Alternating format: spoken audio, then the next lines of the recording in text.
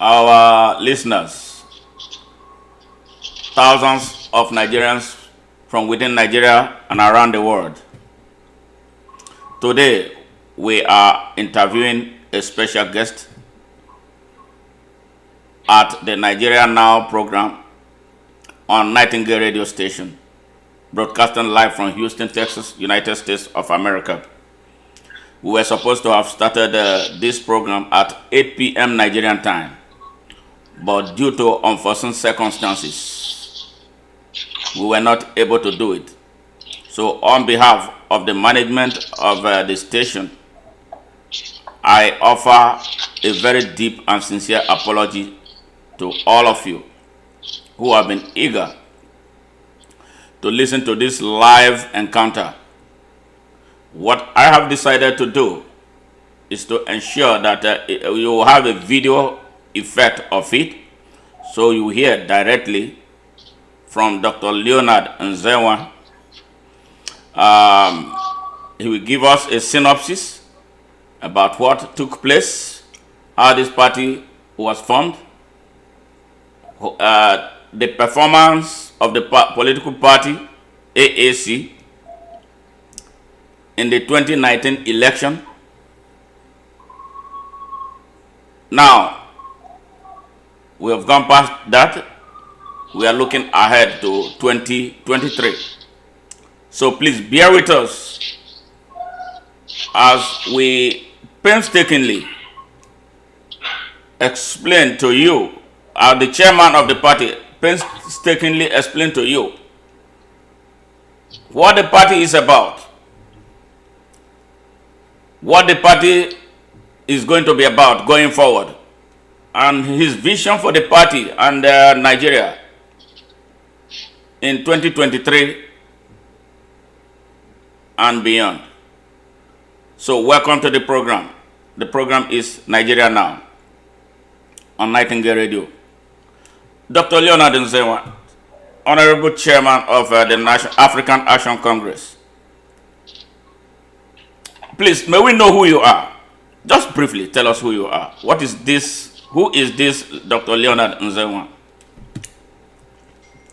Thank you very much. As the name stands, my name is Leonard Nzenwa. I am from the eastern part of this country. By extraction, I'm from Igbo as an ethnic or tribal region. I will tell you that I've gone through the cycle myself. I am an activist in this country. I came also from a core professional, multi-professional background, an academics, a charity worker, a professional, a consultant, a political advisor, a student union leader. Virtually, I am just all that you can just put up together. But the difference between me and several persons is that I've always played it at the back. I've always stood at the back to drive things. And it's only when it gets tough or when things are not managed properly, that's when I get into the fray. And in most cases, people will say, why have you been all this while? And I tell them that I was looking out to see why people are not doing it right at the appropriate time, that I'll come in and step in. And that is exactly what happened. That has been the chronicle of my life, and it has played that all through and the phases of my life. I always come in when I see things are not being done the properly way, and I get in there to do it. So in a nutshell, I'm a Nigerian from the eastern part of this country. I went to school when others went to school. I grew up when others grew up. I married when others married. I am just a Nigerian in simple way that way. A very patriotic Nigerian at that level. Thank you. I'm much more a Nigerian, and that's a Nigerian that I am, than even from the eastern part of the country. An interesting thing I want to tell many people is that I happen to be one of those few people in this country who, during the Nigerian Civil War, was moved to Cote d'Ivoire. I was a child then, and we felt the agony and the pains of the Civil War. And then you will see human beings eating crocodile, eating lizards, eating all kinds of things in the field because you cannot find anything to eat. My parents were soldiers. My father was a military man, very close to the powers that be then. So I was one of the few persons that was flown out of this country to suffering on that kind of disease called kwashiorkor. So we moved down to Cote d'Ivoire, and immediately after the war, I was a guest of the former president, Felix Bogno, who died in the 80s, and that's it. So the thing about Nigerianness is deep in me because I saw the feast of war, I saw the wickedness of war, and I saw how people were killed, and I will not be part of anything that will destroy this country. Thank you. Thank you very much. Yes, fellow Nigerians who heard that, who, in a nutshell, Dr. Leonard Nzenwa is. Well, it's, from his explanation, he has seen quite a few things that perhaps money cannot buy. And perhaps what any right-thinking person right now living in Nigeria would want to see, especially his statement about what happened during the Civil War and how he was taken outside his country to Cote d'Ivoire. Now, Nigerians, you've heard that. Dr. Leonard Nzenwa, there is something, somebody just sent a message that he did not quite clearly understand what the issue between you and Omoyele Sowore was that led to the crisis that rocked the African Action Congress immediately after the 2019 election. Can you answer that, sir? Okay, thank you very much. I think each time I try to talk about this matter, but each time it keeps cropping up. Sowore is my very good friend. I have nothing personal against Sowore. Sowore was the president of the State Union Government University of Lagos. And I was the Secretary General of the State Union Government University of Uyo. Also, I was a NANS activist in the Southeast coordinating some universities. We met in 1992, at the heartbeat of serious confrontation against the military. That was on that Benwa basis. Alhaji Haruna used to be, now I think he's late, I need to figure out very well, was the president of NANS then. Sowore was in Lagos, I was in the south. So we formed a bond. Then what we did basically is that what we had then was Lagos used to be the epicenter of the media. Anything that happens then, NTA, what used to happen, NTA largely, Radio Nigeria then largely, the attention and focus was just largely in Lagos and all that. Most of us that were in the trenches, and then that goes around from one particular university to the other, mobilizing and all that, we were seldom heard or anything. But the thing is that we worked as a unity, worked as a team and all that. And we worked and really worked out. So Sowore is a very good friend of mine. But the thing is, you need to draw a line. You need to draw a line when things are not going right. You need to draw a line when the vision is being killed. You need to draw a line when something is not working out the way it's supposed to work, and definitely you need to step into correct things. How my relationship with Omoyele Sowore got sour? It got sour because, first of all, now any person that was involved, Sowore convened Take It Back. There's no doubt about that. I keep saying, because I will tell you the truth. Sowore convened the Take It Back movement, and that was in the US. Now, it is supposed to be a movement. It was not initially thought about to be a political party. But when we now began to work on Take It Back movement, don't forget that I'm the highest ranking official of Take It Back movement, the national campaign director of Take It Back movement. So I was in charge of the operations. I began to see some of those old signs that I was saying. The same thing that was playing in the other movement, that was playing in other political parties, became to come very, very hard to play. And I looked at it, I said, okay, we need to see how we can structure this and minimize or diminish these tendencies that have already destroyed all that movements and other political parties. We kept on like that. Now, anybody knew that the Buhari government was not doing very well. So if we present even somebody that has some level of acceptance in Nigeria at that material time, the election is something that is over. So we were playing on that particular card. That it was pretty very easy to get the incumbent out of power. And we're doing very well. Now, the deployment of the social media was very effective, and that did very well because that was the time we tested it and everything was working because Nigeria was just fed up with the administration. And what happened? When this thing began, we now began to see a high level of goodwill was built. We all rallied around. We agreed that he was our leader and all that, and things were going on. Now, it got to a point where we began to notice some few things. We now began to see there was a very high concentration of certain people from some part of this country occupying very strategic positions, both in the movement and all that. The complaints will come to me are people, I said, this thing should be remedied with time and all that, because I was a top person in taking my movement. Now, what example am I trying to say? We managed that particular time. I remember us a couple of times we would meet at the Radisson Blue Hotel in Lagos. I noticed this. I'll give you one clear example.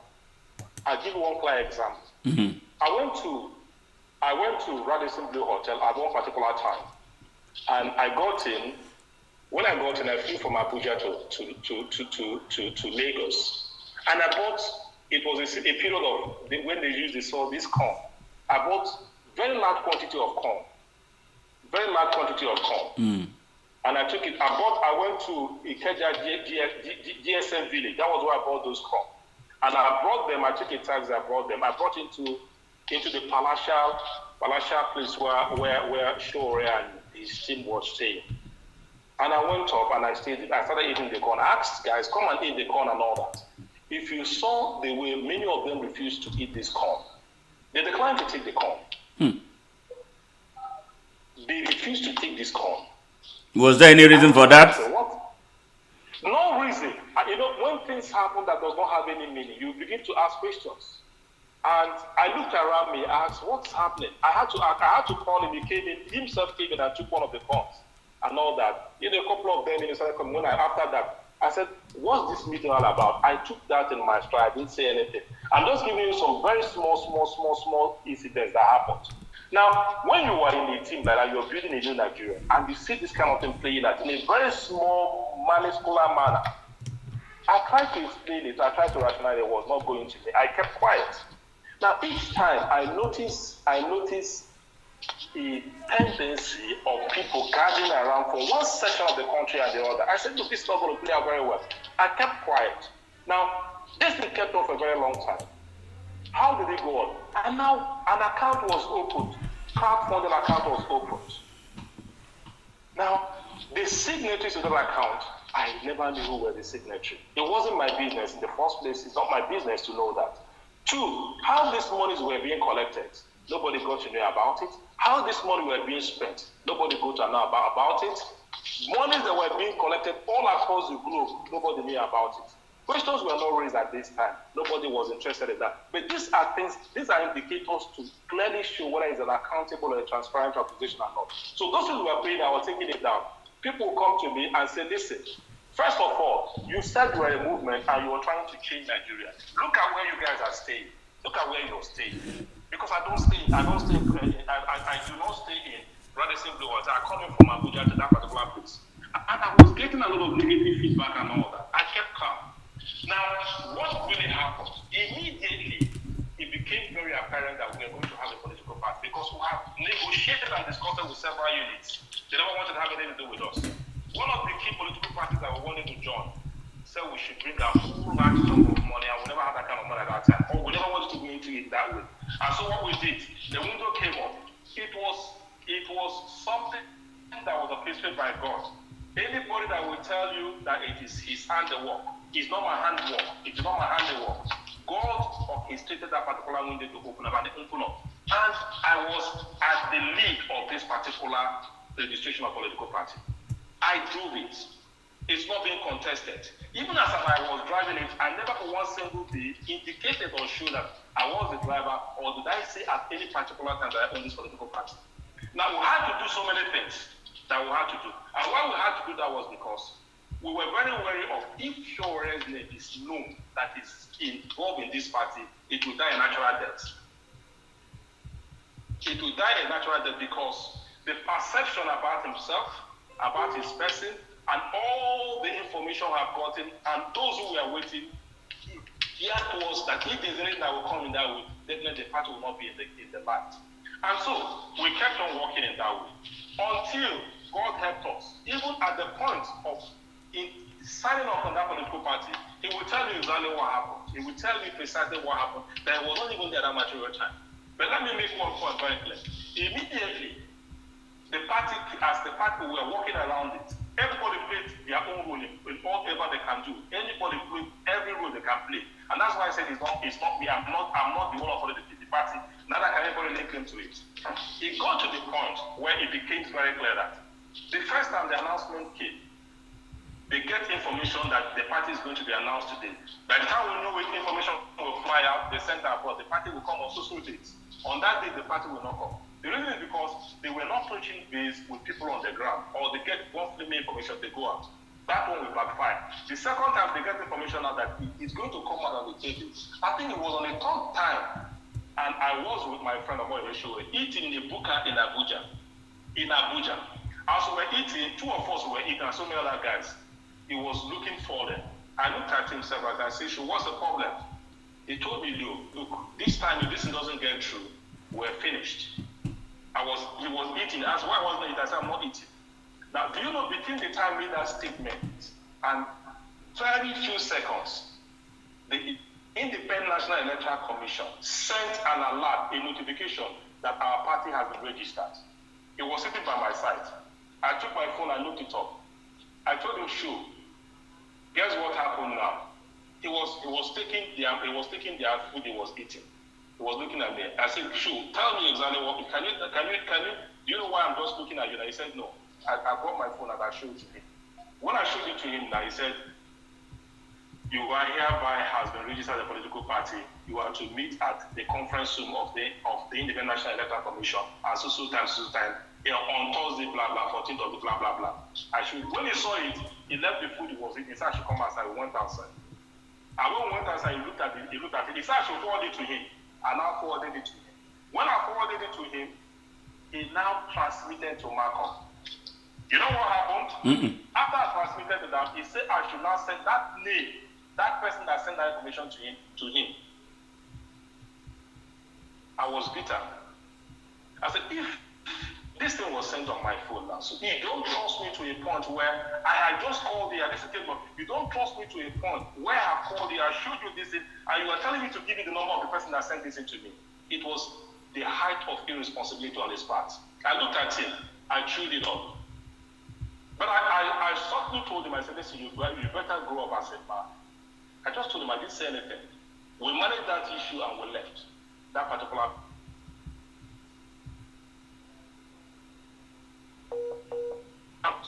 And so, after the particular incident, the party was eventually we got eventual certificates. On the day of actually collecting the certificates, it was a deliberate attempt for me to even touch the certificate that we all work for, was a hell. He ambushed me left and right. It was difficult for me. And I looked at it. I just smiled. So there were certain things that had played out. I now said, okay. We went back to the hotel room. We eased ourselves up. Everybody celebrated. We left and all that. And I stayed back in Abuja. They all came back to Lagos. And I was managing the party in Abuja. Now, no funds were released for the party in Abuja. I kept on scratching from one end to the other to manage the party. I was paying the result. I was paying the worker in the particular secretariat that I was doing. It was my money. I was doing that. Even with that wasn't enough. What happened? I started hearing rumors that I was eating AAC's money. I'm not having the account of AAC. There's no money I took from AAC's account or anything. The thing kept on going on for and for. I was very bitter. And anytime you approach him with this matter, he will just laugh over it and all that. So the bottom line is, how did my relationship go south with him? It got to its height. After one particular meeting we had with INEC in Abuja. And he came late into the venue. When he came late into the venue, you can't expect a Thai institutional elect to hold down for any person that is coming.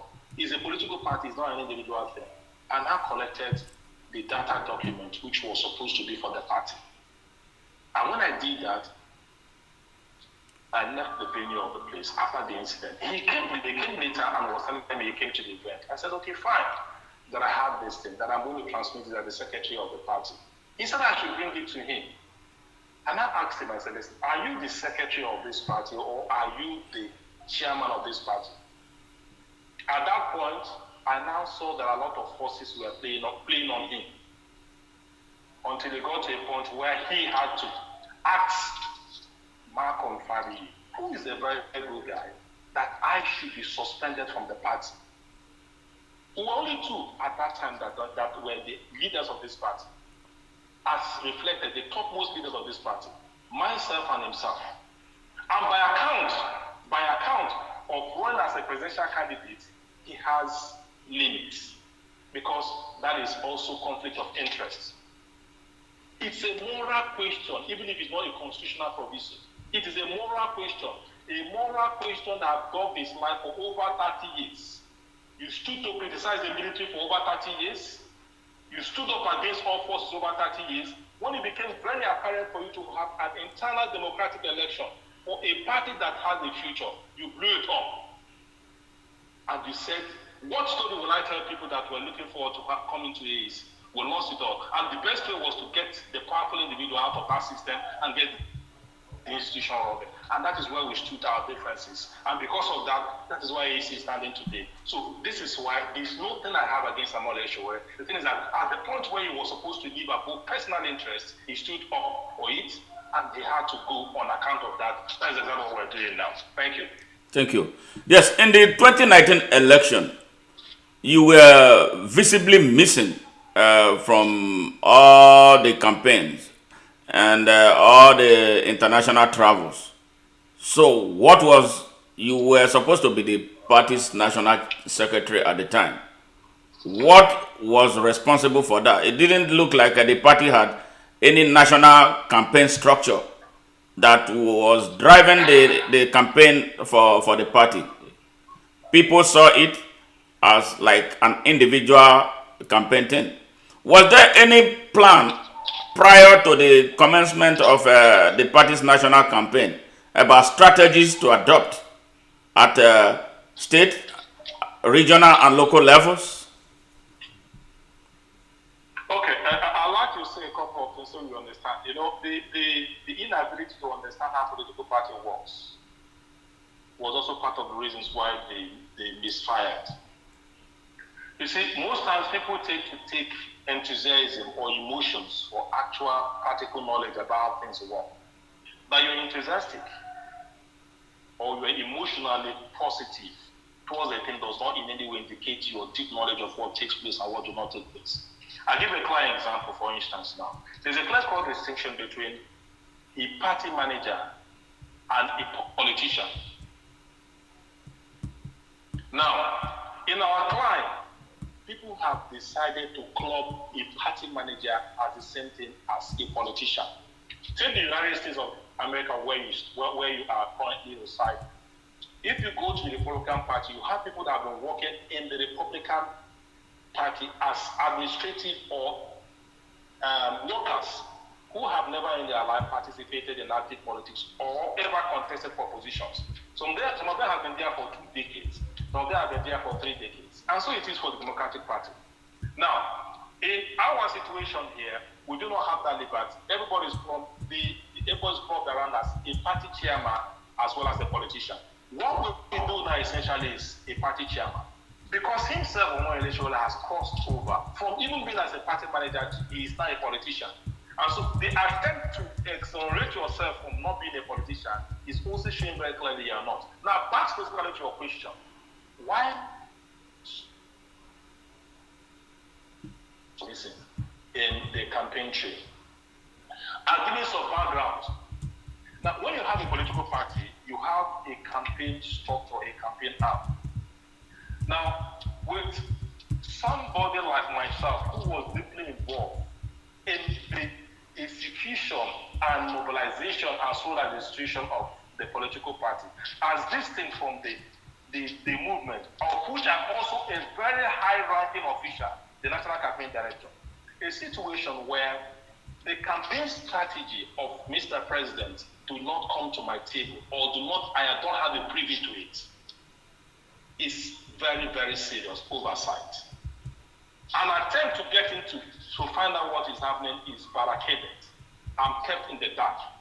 And when you are constantly kept in the dark or information are forbidden from you getting to your own side, one thing that I got to hear was a feeling of not being wanted, a feeling of we don't want you to do this, we want to want that. And if you look at the people that surround him, you now ask your question. These people are a bunch of students, people that are from the universities who don't even know what the distinction between the academic environment and what the real Nigerian political environment is all about. And so we have issues. A couple of times we did go out. I did go out a couple of times. A couple of times we did go out. I saw what was playing out. If you provide advice, he's not taking. And you have a club of people who are held him as hostage. He could not move, he could not do anything. And so I felt it was time to allow him to do what he wants to because that will give him freedom. And thirdly, the way it was structured, they never wanted any person to be in that closet. And there's nothing you can do so that you don't survive anything that will happen to us. So what I did was, I took a back seat to watch what was happening and see how it falls out. It wasn't a deliberate action on my part. It was something that was induced by the character, by the disposition, by the structure, and the way he himself orchestrated, arranged the campaign organizations that he got the money and funded and did everything. So I never want to go in the way, so I will not create problem. And so I had to sit up, Kimbo, and watch, and as things unfolded. That was what really informed what took place. Wow.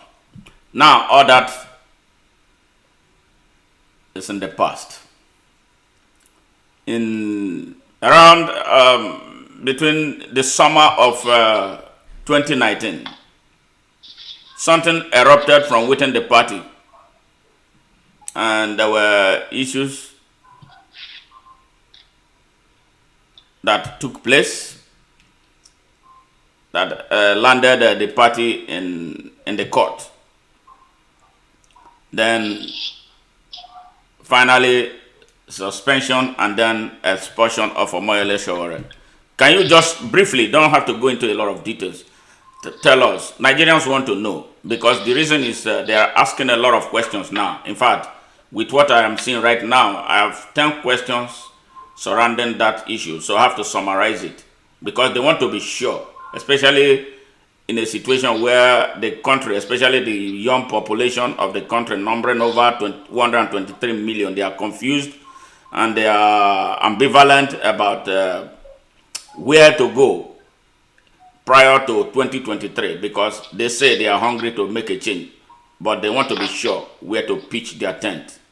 And they want to know about all these circumstances, a little bit, like I said, summarize what happened that led the whole thing into the court system, and then where things are right now as the national chairman of the party. Okay, what really transpired was because the intention of this party is to do things the proper and the right way. The proper and the right way. Immediately after the election, and we got the vote we got,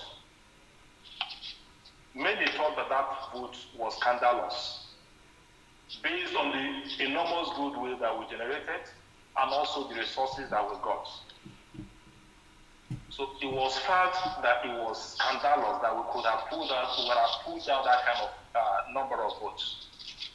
And so, naturally, as the leader of the party, I am the secretary of the party, I had a lot of questions. There's something we need to understand, that Nigerians are also very intelligent sets of people. Questions were directed at me. I had a situation where people were calling me and asking me to do something much more drastic than even what took place. But I had to I kept quiet for some time until I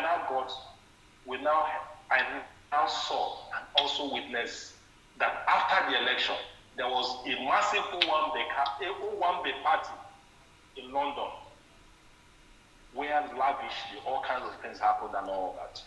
Now, As is expected, when a party loses an election, the post-campaign period is basically for us to come back, review things, assess what really happened, and the feedback is gotten from what transpired, either from the presidential campaign team or from the leaders of the party at that time. We need to be very clear. And nothing of this happened.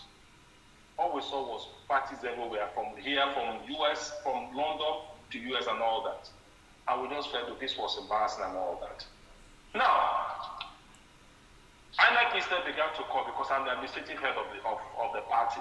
They began to ask me a lot of questions. They need to get details of what is the finance expense of this political party and all that. Because they have a time they give from so period to so time. You must do it. And so I was called in on several occasions to come out. First of all, my friend and my colleagues is highly on ground. He's not on top of this of flying here and all that. So most of the time I take the shots, I take the bullets. Now, while that was happening and all that, Nigerians and people that actually funded the whole thing that happened began to reach out to me. And I began to see all kinds of money that was sent across. And we began to call for accountability. I wasn't the only one that was calling for accountability. I did not one day do that, but several times I get requests from people. I said, okay, if you want to ask this question, send it to the party and all that. And I received a chunk of this on accountability and how finances were spent and all that. And that was where the problem started. When our party people began to ask questions about the finances and how the whole money was spent, what we were getting back, it was my money. It was the money that was given to me, donated to me. And so I had to use it. A lot of people were blackmailed. A lot of people were bullied in social media. A lot of people were attacked physically. I was threatened. When it got to the point of threats and all that, I said, if this is over, whatever will happen now, we're going to end this. And I moved in. I had to take the bull by the horn, because this is a party of Nigeria, it's not a party of an individual.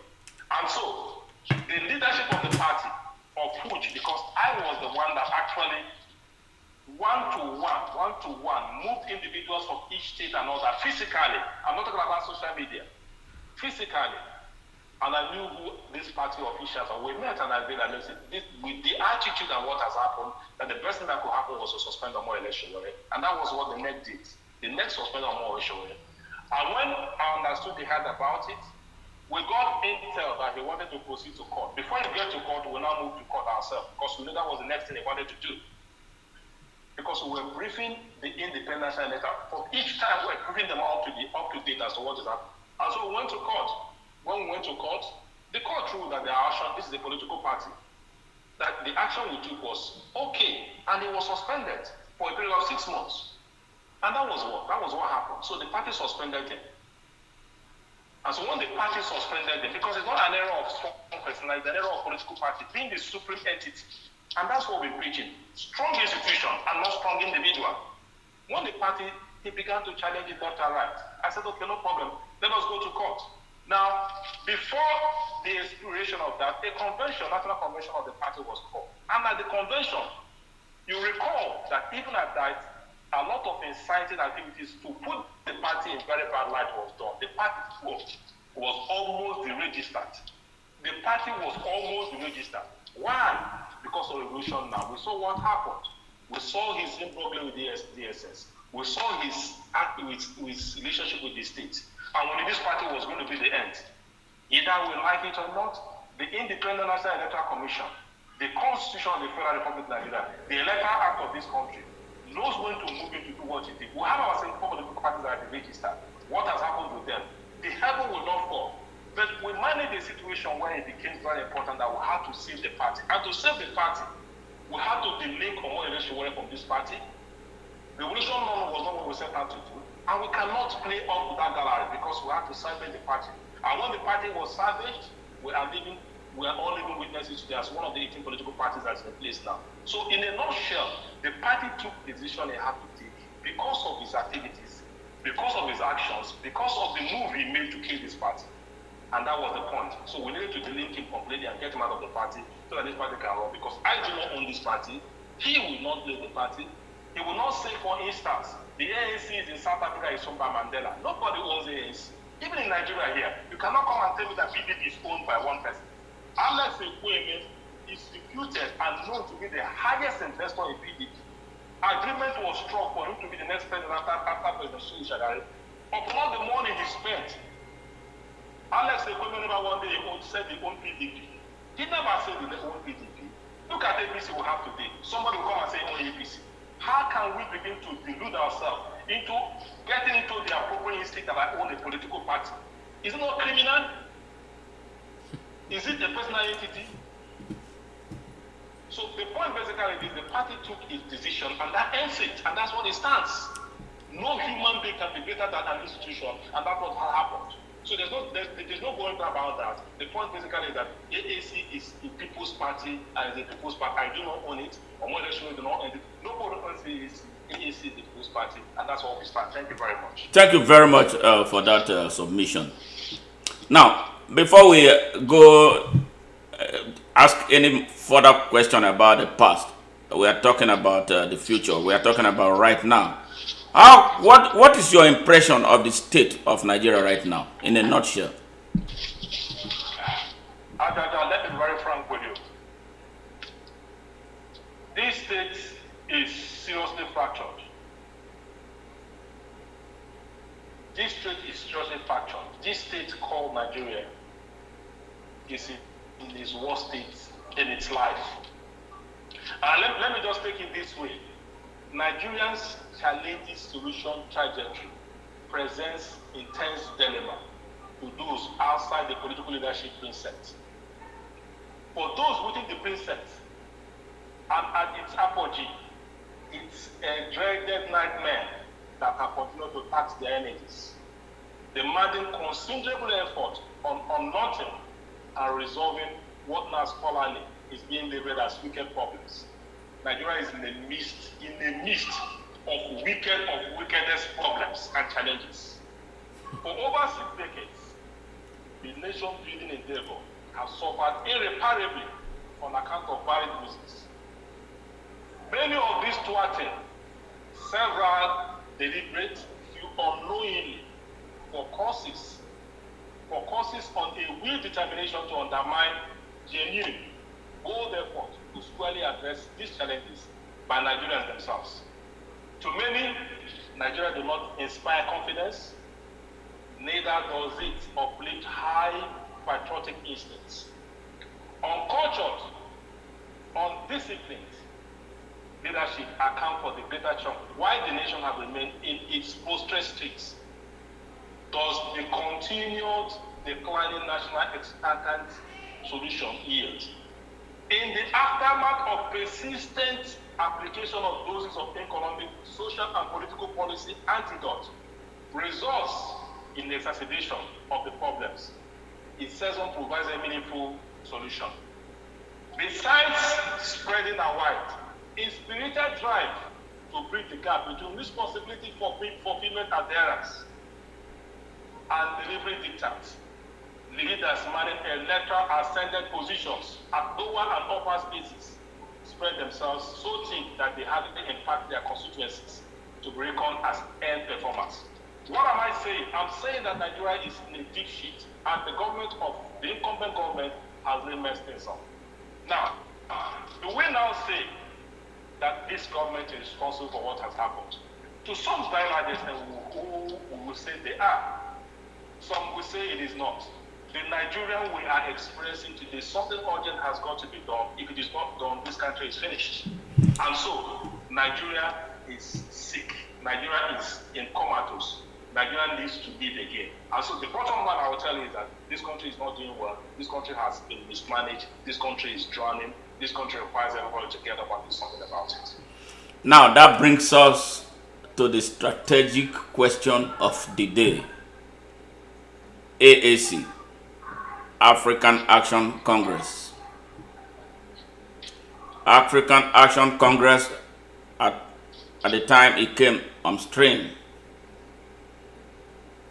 provided itself as an alternative to the series of squalid leadership Nigeria has had.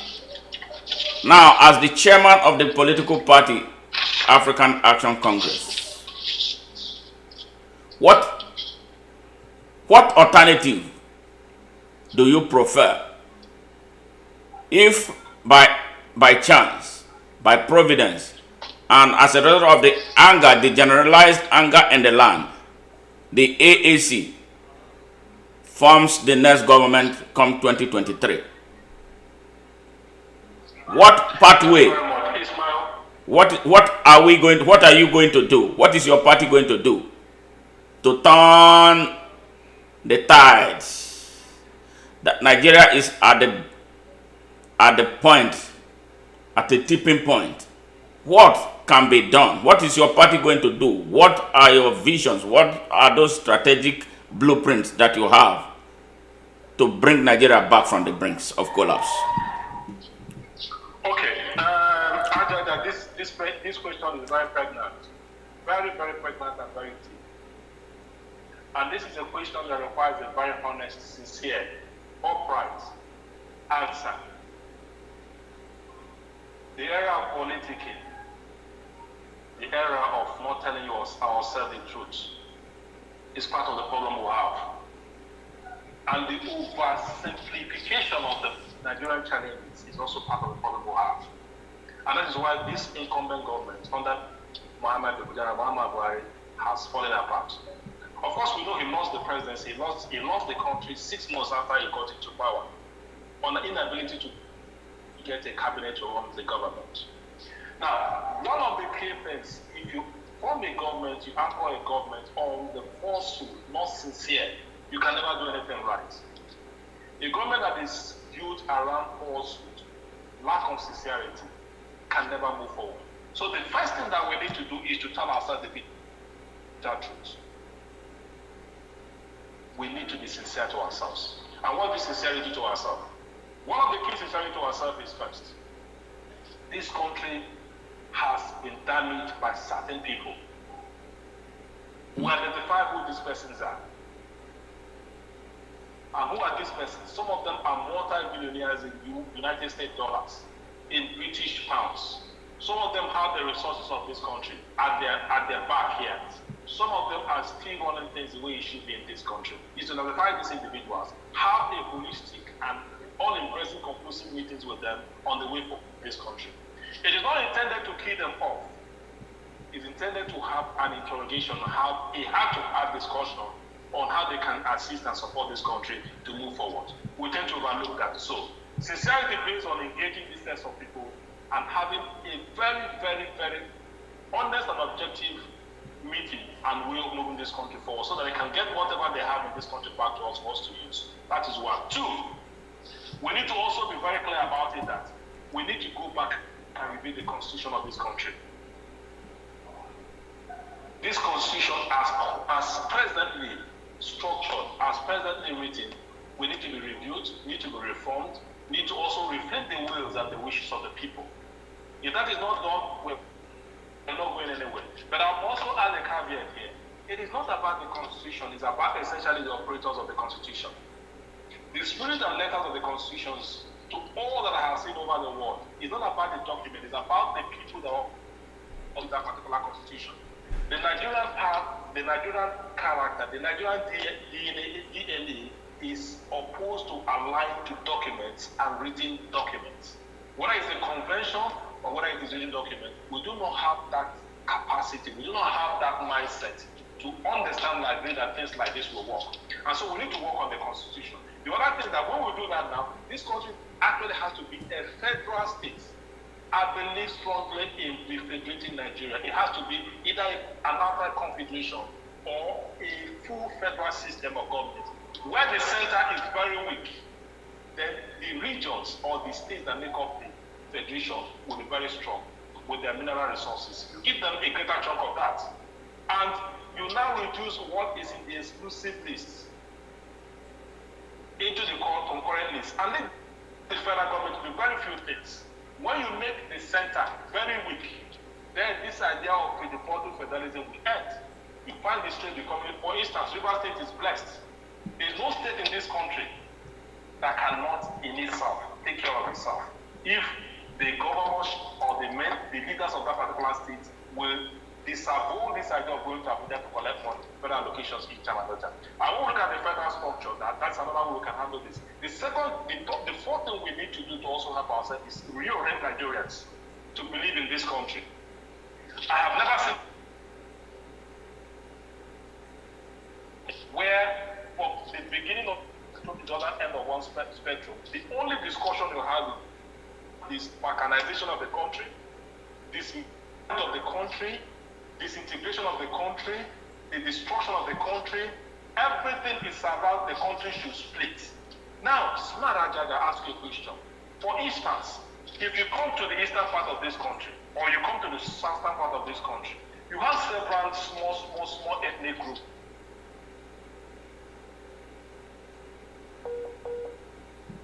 that cannot be resolved. So what I'm saying in a nutshell is, basically, it is not about splitting this country into various minor, smaller groups to create fiefdoms for individuals, politicians, and all that. It's about understanding that this country has potentials as a very large federal unit and also having potentials to be the greatest black country on earth. And so what am I positing? I'm positing that a reorientation on the part of Nigerians to believe in this country and not to be talking about regularly.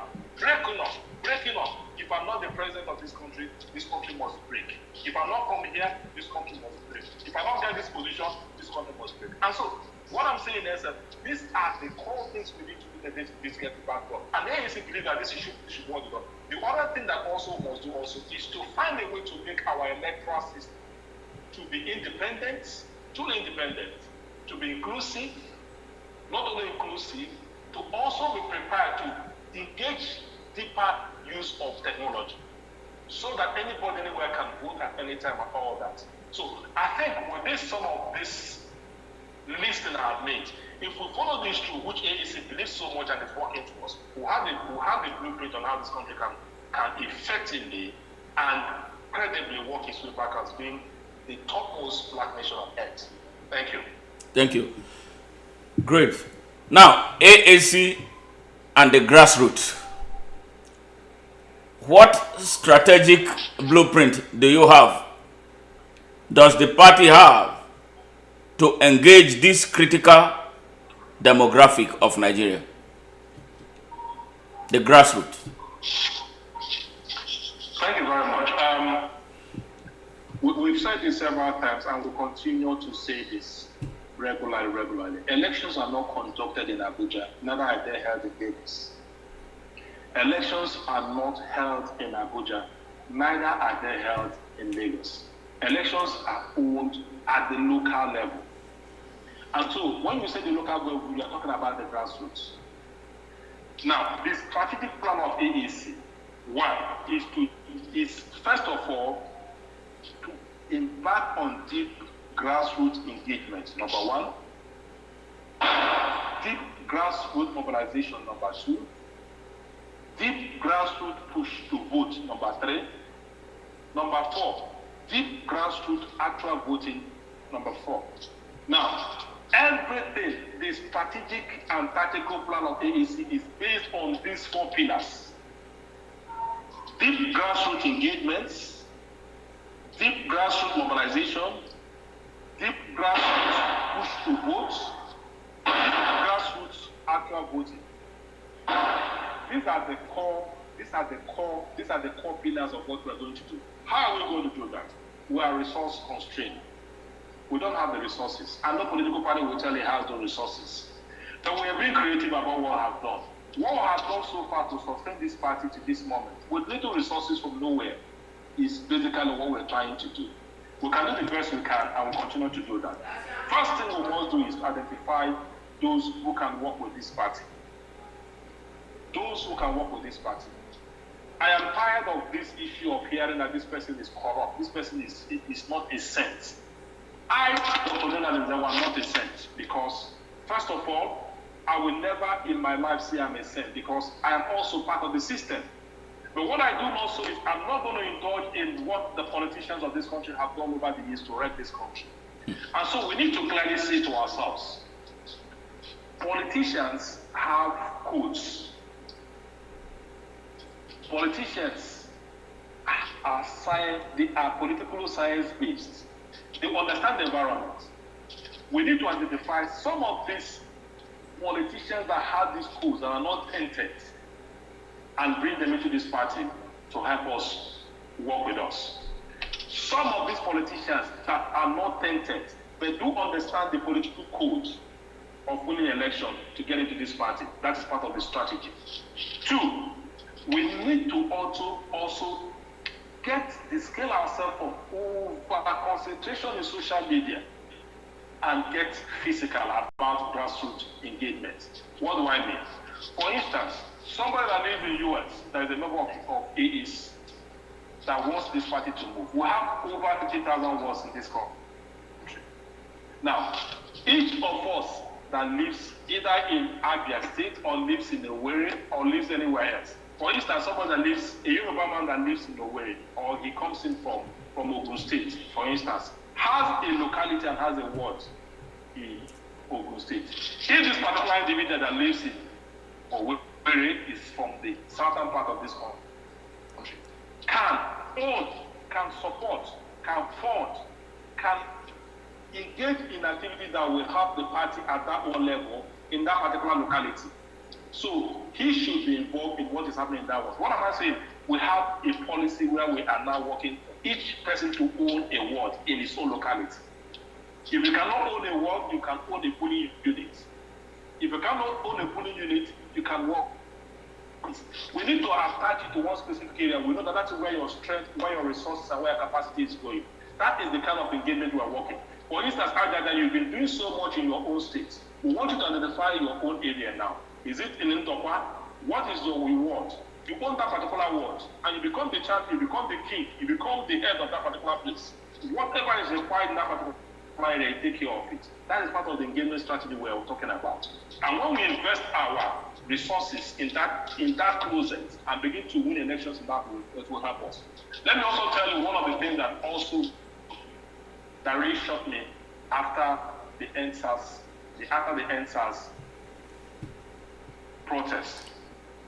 Now, if you want to kill a lion or elephant, you look at the area where you completely you disable the elephant or the lion. You look at very key points. You either go for the head of the elephant, you go for the tusk of the elephant, or you go to the choke of the lion or his claw. You need to pick a place where when you hit that particular animal or that particular object, you disable the object. We had NSAS protests that lasted for close to 2 weeks and thereabouts. And we were effectively mobilized. Now, an election came up with that period after NSAS. We were looking to get, it's not supposed to begin to look at how we can gradually, incrementally catch this lion, kill this lion, kill this elephant, disable elephant. We left what we were supposed to do. In the Lagos election that had place, we saw the thousands of people that came out for the NSAS protest. They could not mobilize themselves to go and vote. Either in Cross River or in Lagos State. We had the several youths who should tell you that was not organic. They tell me very much it wasn't organic. Now, Nigerian youths never see the opportunity to go out in the street to go and vote. If you could mobilize yourself to kill cows on the roads, to eat chunky meals in the streets, for how many days you risked your life? When it came to a time for you to have a staggered and structured election and go there and vote this cloud, the Nigerian youth failed to do that. That is one clear example we failed in trying to engage the grassroots. And so, what are the lessons? The lesson is for every election that we have now, whether it is groups from this party or not from this party, we should get out and vote. If you're thinking you're going to grab the elephant, go as a body. You're wasting your time, you cannot go. No madman, no person will pursue a madman holding a machete in his hand. You will either be caught or you'll be dead. So the thing we are trying to do basically is structured around deep grassroots engagement, deep grassroots mobilization, deep grassroots push to vote, and deep grassroots actual voting. That is the core plan. These are the strategic and tactical plan of AAC. And now we'll have to get to the bottom as we move on for the push in 2023. Thank you. Thank you very much for that beautiful submission. There is something that bothers me, both as a Nigerian and somebody who has lived outside Nigeria, especially in a country where things work, where democracy really works. And it interests me how much Nigerians are interested in U.S. elections, how they take positions, they get so fanatical about it, but at their own backyard, they are not able to do the basic thing, the simplest thing. Now, what I'm trying to drive at is this, because I've experienced the system myself. That is why I'm able to talk about it without being afraid of what somebody else is going to tell me. Nobody can tell me now that I don't know what I'm talking about, that I'm not on the ground. I was on the ground for 4 years in Nigeria. Now, what is this thing between Nigerians and money when it comes to election? That I want to ask now. Let me ask, because I guess you know more about that. Do they still teach civics in Nigerian schools? To the best of my knowledge, civic and history has been taken away from Nigerian curriculum. People understand there are great efforts being directed for. And then that was replaced by, I think, social studies or so. In a long time, history and civic are not part of the curriculum of Nigerian schools. Except at the tertiary level, where attempts were being made to have, and when you have a much more overdose of Western civilization history, the British history, and you have several histories all packed up into a 4-year program, and you run through, and you find out that the Nigerian history is not given adequate attention, even in those curriculum at the higher institution. So the civic is not the mainstream subject in Nigerian university, Nigerian educational system, either at the pre-primary school, post-primary school, or at the secondary level. So a couple of things have been happening. A couple of things have been happening. So the thing is it has also affected the fabric and quality and the values which people see things. So absolutely. Your question as to what is this thing that happens between Nigeria, money, and politics? Yes. Thank God you made that admission. The admission you made that you are deeply involved, or you were here and saw the nakedness of the rule of money and how Nigerians hanker around politicians and money. Elections globally are very expensive enterprise. The United States, where you stay there, is a clear example of how presidential elections, specifically presidential election under a federal structure, is really very expensive. But it's not even in that context that we're trying to look at it at the lower space on how Nigerians see money and politics. Now, it is because politicians from time to time has failed on delivering on their promises. And the reason is this: politicians in Nigeria overpromise and underdeliver. Politicians in Nigeria overpromise and underdeliver. And that is also what I said about lack of sincerity. In a bid to win election, Nigerian politicians overpromise. And when they do overpromise, they find between the gap of overpromise and delivery two things that they miss the mark. And what you see is you have non-performing politicians and all that. Now, because of this experience, when they come back for asking the people to give them the housing vote, many people say, look, you've got to bring back the money. You've got to give us money for us to allow you to go there. The first thing you have to also understand is this. In as much as we blame the politicians, we should also know that we should also blame the electorates. For instance, let me give a good example, because I talk from the field. By the grace of God, I'm also the chairman of all the political political parties in Nigeria. Yeah, I was going to come to that. The institution of the organization is called the Inter-Party Advisory Council of Nigeria. So I am the chairman of all the bodies of political parties in Nigeria. And so one thing that has come out again is that we're looking at the role of the electorate as well as the politicians side by side. The electorates are those the politicians go to. It's like a marketplace to go and buy. They should go to the market of the electorate to buy with ideas on how to change or make things better for them. But when they go to see these electorates,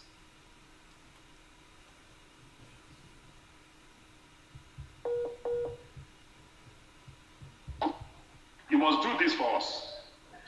In that demographic called the electorates, you have the youths, you have the women group, you have the widows, you have the men, you have all class points integrated in that. Now, for instance, you see the women. The women will give us a wrapper for us to vote for you. The youth will say, you must also give us also amount for us to back you up and campaign for you. You find that these different stakeholders will come up, making demand on the politician. Some politicians that are bent on winning election, they do two things. They will either go and borrow money for private individuals to support them, or they find godfathers to help them, sponsor them. When they get godfather to sponsor them, the script will now be dictated by that godfather. When they get it from the borrower will dictate what will happen because you need to get back the money. And so, if they don't get this money from this place, the banks itself will begin to run after the politician to give him money because they see a prospect of winning the election. They will get that money from the bank. When he eventually wins the election, he will go back and return this money back to these banks, back to these borrowers, back to these godfathers. And again, but the electorate that is making this demand will not get his back up. He's not involved. What am I saying in a nutshell? We are all in this together. The electorate is responsible, the politician is responsible. For us to this gameplay is something we really honestly have to look into. Let the electorate stop demanding from the politicians. When they get this, tell them to walk away and get out. The politicians should get a comprehensive blueprint on how to develop a place before they go on campaign and all that. I think this is the only way we can resolve these problems. And secondly, the poverty level in Nigeria makes it very, very difficult for people to listen to anybody. If people you are talking, what they want is this: what can I eat? What can I have to eat the next day, my square meal? If I don't have that, what you're talking to me does not make me. So it is a mix of several factors. That is why the money politics in Nigeria is very difficult to stop overnight. But hopefully, as we progress and we can make more moves. But I tell you, it's not something that will work away overnight. It's something that has to be worked on from time to time. Thank you. Thank you very much. Well, on that, with the way the country is being eroded so tragically and so fast, I would think that Nigerians will now start advising themselves, especially those electorate. Because I believe that the choices we make out of our hunger for instant gratification is wholly responsible for where the country is right now. So, I mean, it's something that we need to take a serious look at, putting an end to, or bringing it to the barest minimum. Now, this takes me to another question. The 8th National Assembly passed a bill, electoral reform bill, and this bill was transmitted to the President of Nigeria, Muhammadu Buhari, for his assent, in order that it became a law, upon which elections will be conducted in Nigeria. 2 years after the transmission of that bill for his assent, that bill has not been signed. Is there any reason this should happen? And what will the AAC do differently? Or what will what will the AAC do to champion that the president put his assent on this bill? Perhaps in time for the next election. Yes. Yes, thank you very much. We are attacking this particular non-assent of the bill from different angle. You recall that, of course, we all know the interest why Mr. President did that. We understood very well is basically to make sure that he wins the election and come back. That was why that was done. Nobody needs to be told about that. It's about personal and the personal interest. Is that in my opinion, is that not treasonous? And you know how it impacted the country the way it is, and then a lot of people have died out of it because of things that were not done. Should the country be run that way because of the interest of one man? No country will be run. No country will be run in that manner. But you need to also understand how government and institutions work. When a bill is presented to the president, first of all, the president has a right to look at that, just like if the memo comes to my table. Because most times I will tell you objectively that these are the way things work and the way it is. If a memo comes to my table, I'll look at the memo, I'll look at it word for word, and I need to do a lot of consultations. In as much as an administrator, I will not be a lawyer. Even if I'm a lawyer, I might not also be as a lawmaker. And so there are a lot of shades of input that has to be done before an assent is done. Because why I'm saying this is we have to go on various engagements, interventions to see what and why Mr. President was unable to sign that particular document assent to that bill. And so what we got basically was that he sent back that document with some input for the National Assembly to look into and revert back. Now, that was the feedback we got. Then we began to pressure on that as a body of political parties. Now, when that was happened now, the next thing we heard was that the Constitution and the Electoral Act is going to be reviewed. The Constitution and the Electoral Act are going to be reviewed. And if the Constitution and Electoral Act is going to be reviewed, that these inputs will have to be reflected in the amended or the working Constitution or the Electoral Act that will be done. So eventually what happened is that these things are things that are now being planned to be accommodated in the new Constitution that is in the making, as proposals are going to the National Assembly, as well in the Electoral Act is going to be captured. So that is the understanding the body of political parties got from that particular engagement. So now we are putting all our legs forth. Towards the end of December, we had a 1-week engagement with NIPS. It's a foremost management body in Nigeria, and with the International Republican Institute. What we set out to do was to get together all the components of the constitutions that require reform together, and also all the components of the Electoral Act that requires reform. And we have done that, codified it. Immediately we resume now. We are going to look into that and now go back to the National Assembly as a body of political parties in Nigeria to present our positions face to face to the lawmakers as distinct from the public hearings, because this time we are talking to core stakeholders in the entire thing. That is what we're planning in the next 1 or 2 weeks we are going to do. Now, we need to also understand that we have to get this right once and for all. We need to understand that we need to get this once and for all. I have a clear mind that if what we are planning is done, we will have a very good Electoral Act that will take care of any issues that has to do with, including how we use technology, how we broaden the voting age, how we also get proper delimitation, and even those who are in diaspora, whether they are going to vote and how they're not going to vote, and also how we can get resources from abroad to help political party to function.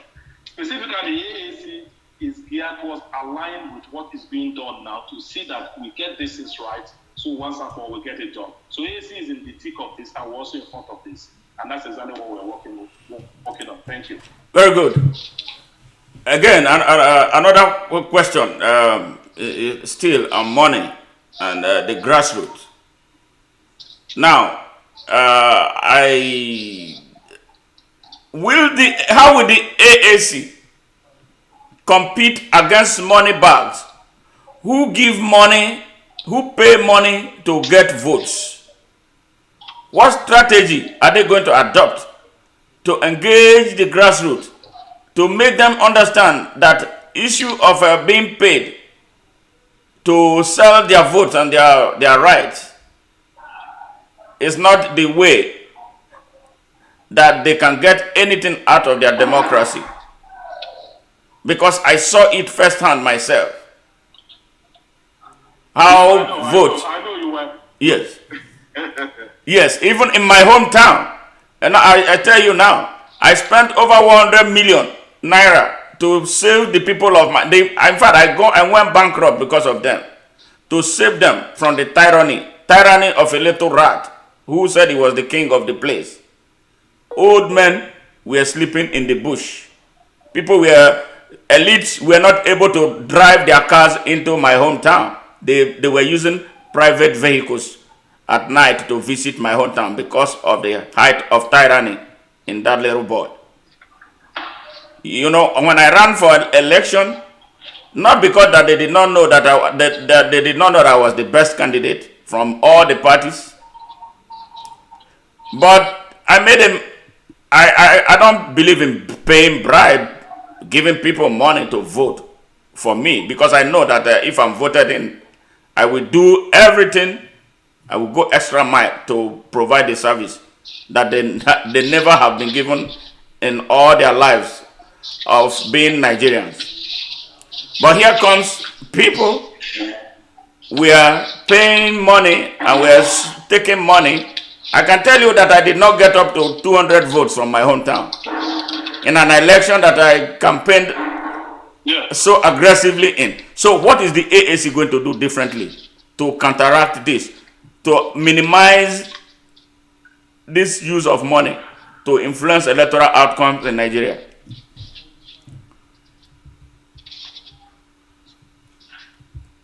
Let me be very, very sincere with you.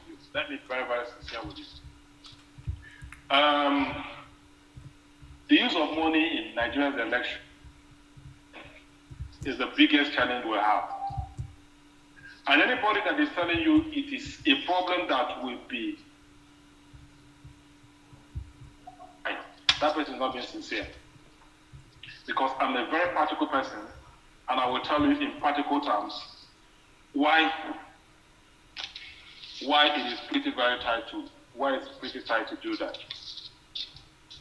Now, you have now thrown more light into your experience. How you spend so much money, and at the end of the day, things you were spending that money on never even looked your way. You almost went bankrupt on account of that. Now, how will AAC address this specific problem? In addressing this problem, we need to see that it is not only AAC's problem. If we think it's AAC problem, that's why we're getting it very wrong. Mm-hmm. This problem is a Nigerian ethical problem. It is a problem that is at the heart of the erosion of value in our lives. And so,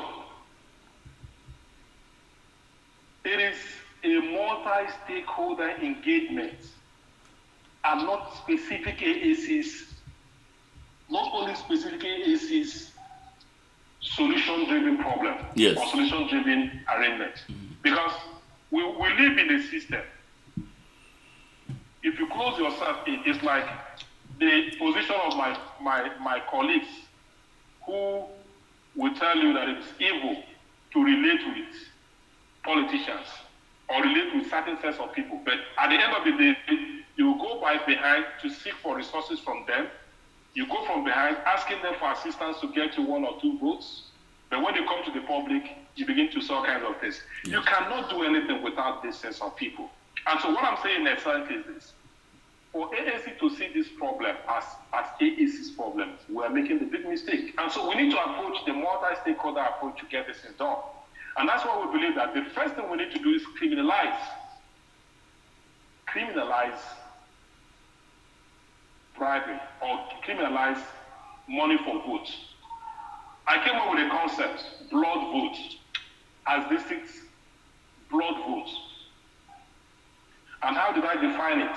The blood vote is a vote that's obtained falsely.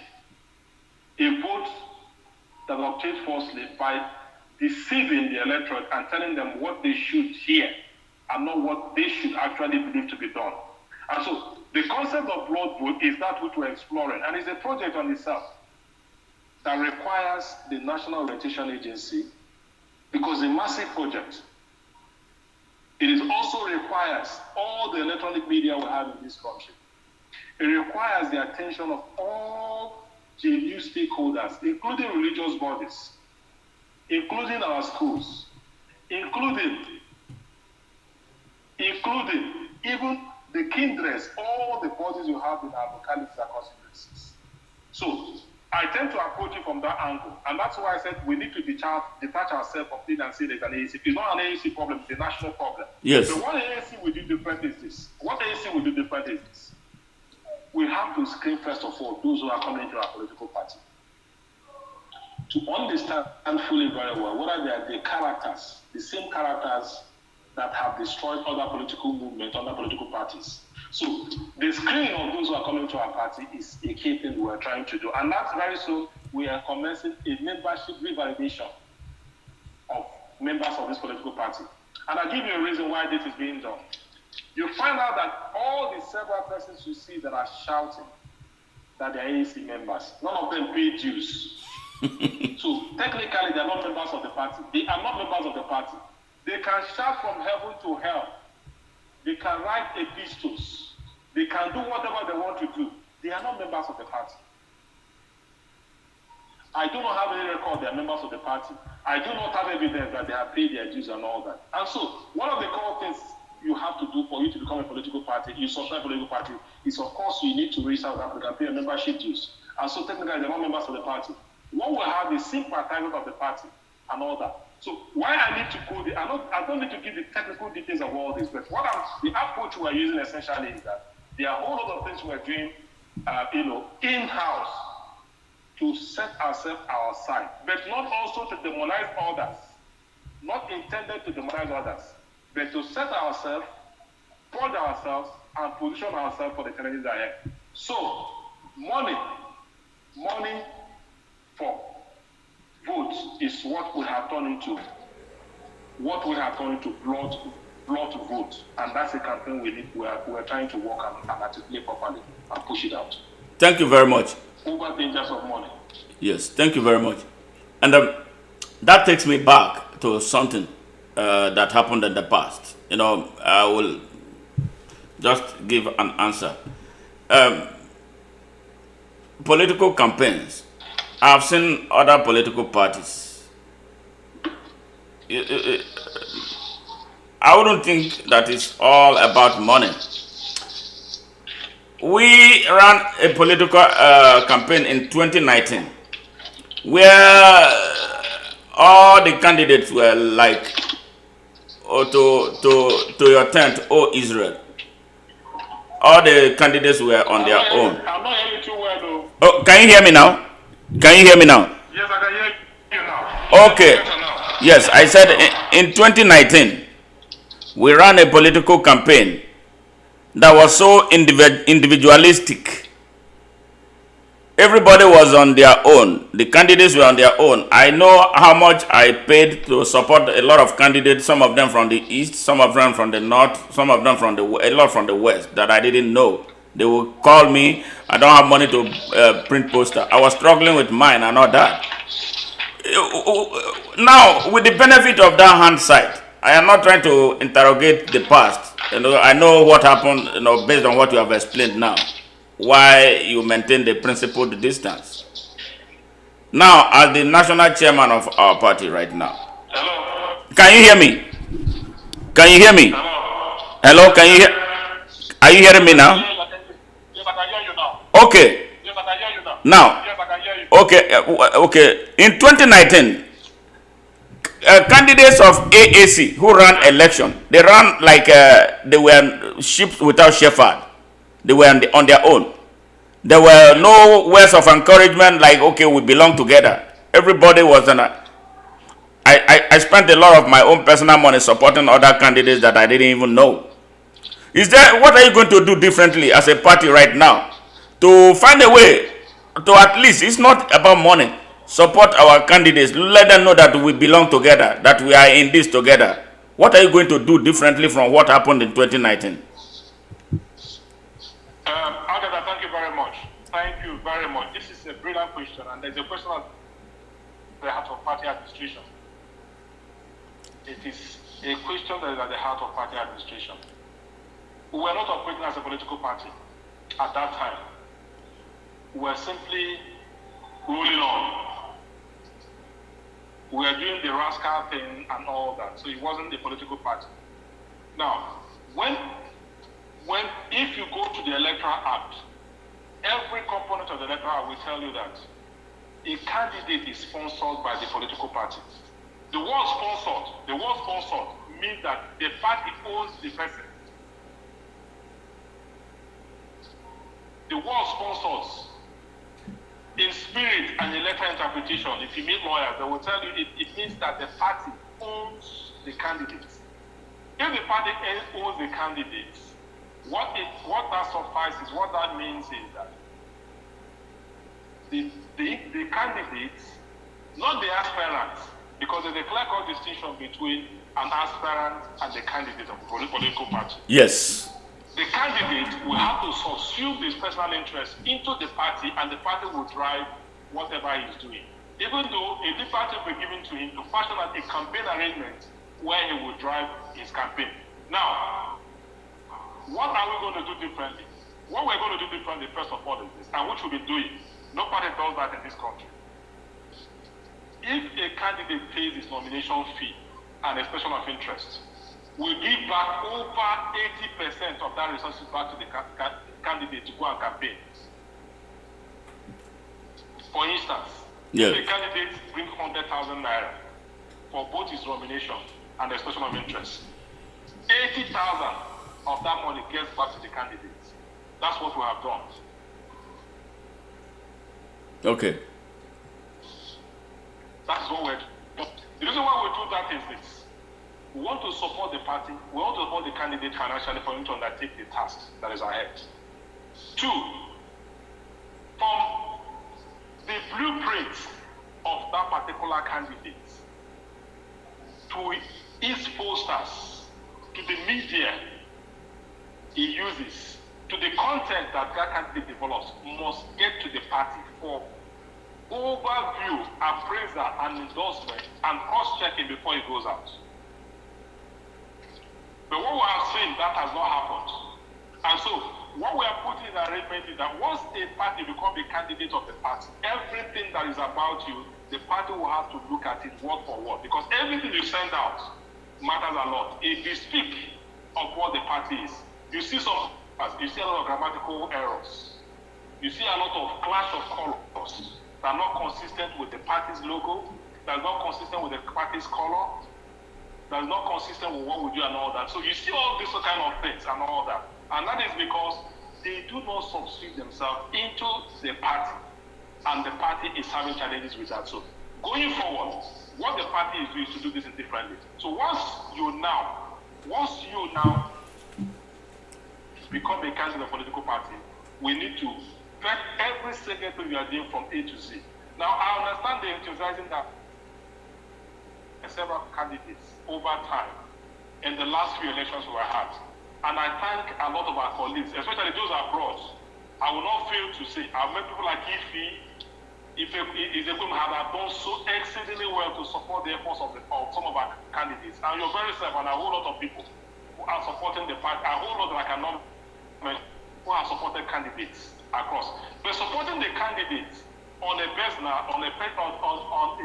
level is completely different also from supporting the candidates as a political party. So why we do all these things is to show that there's a distinction and people should know where they should also play it very good.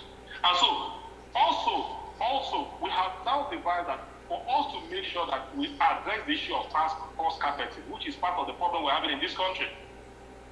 A candidate will move, once he wins the election in one political party, in the next 3 or 4 months, he will now cross with another political party. Yes. Which is a very serious point. It has killed our country, it has killed our democracy.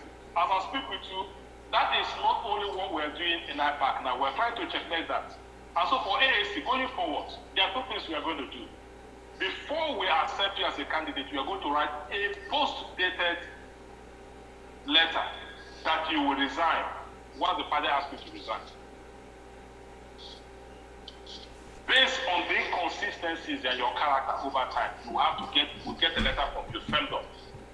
Because what has changed over time. That is 1. 2, you are going to sign a document indicating that you're not going to cross over from the party if the party has not wronged you in any way. And that document will be witnessed, endorsed, and signed by several stakeholders, including lawyers.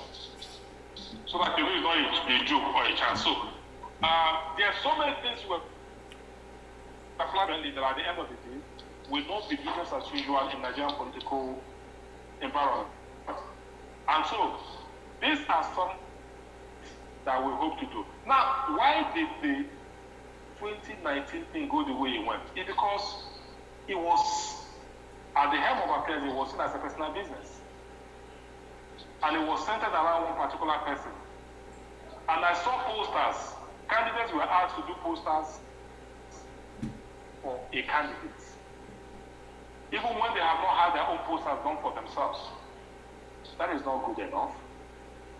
That's not good enough. So it is part of the extension of the appropriateness, appropriating something for yourself. That kind of thing is gone. We are going to make sure that if candidates are going for election, either as a collection or an individual basis, everything will be done to promote those candidates in that state. Because to get a wider range of benefits than what we obtained. So what I will say is that we will not get everything, the solution at one time, but we are working towards to ensure that something will not repeat itself again. Thank you. Thank you very much. Nigerians, you've been listening to Dr. Leonard Nzenwa, the National Chairman of the African Action Congress, AAC, talking about a wide range of issues about the AAC's blueprint for 2023 and going forward. And if you have any person who has any question, should feel free to either make a note, call number 832-407-6282. Once again, +1 832-407-6282. And this is Smart Mado Ajaja, anchoring Nigeria Now on Nightingale Radio, broadcasting live from Houston, Texas, United States of America. We are also airing this program live on the Open Nigeria platform. It's been such an hour and how many minutes now that we have been here. Thank you very much, Dr. Leonard, once again, and I sincerely apologize for the late start of this program. And I know you are a very busy person. But before we go, we'll ask you 2 more questions to address for the people of Nigeria. So, assuming AAC, which I'm hopeful. Okay, let me take that back.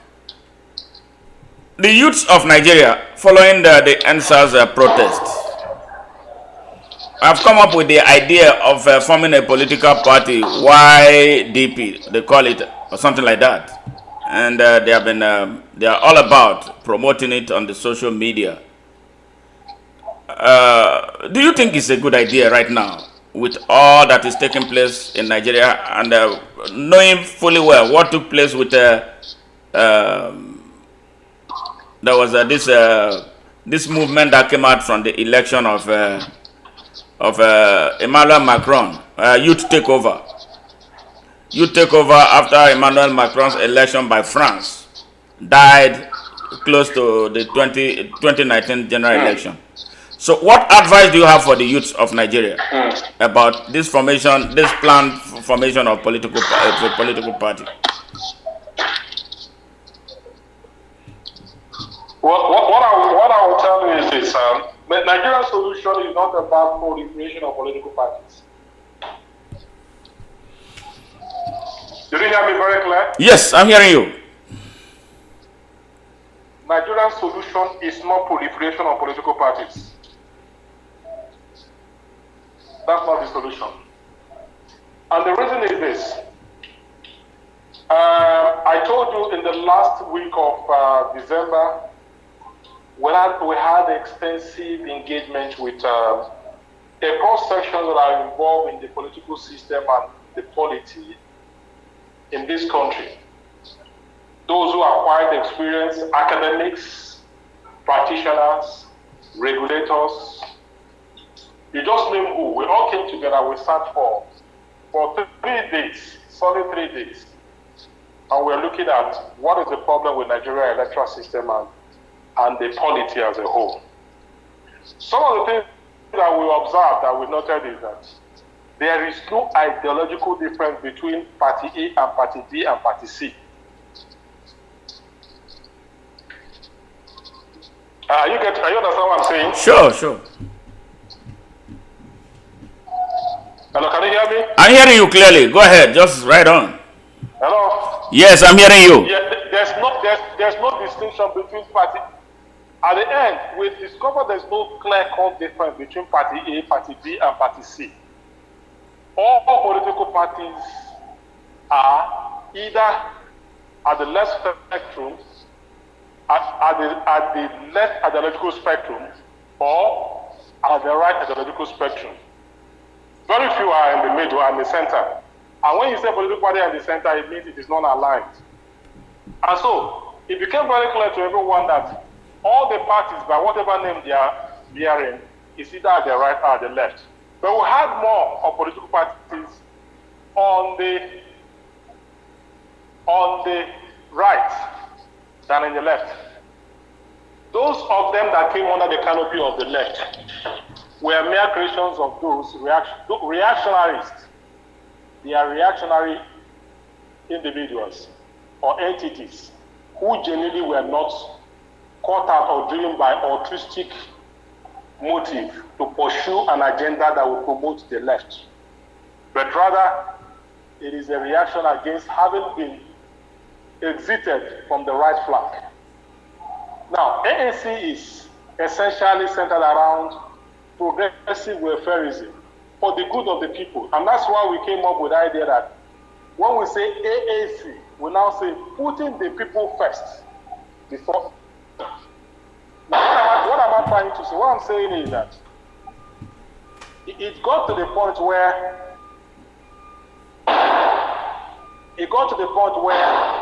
it became pretty very difficult for us to say this party A, whether it is PDP, whether it is APC, whether it is AAC, whether it is PRP, whether it is NNPC and all that, so many and so on.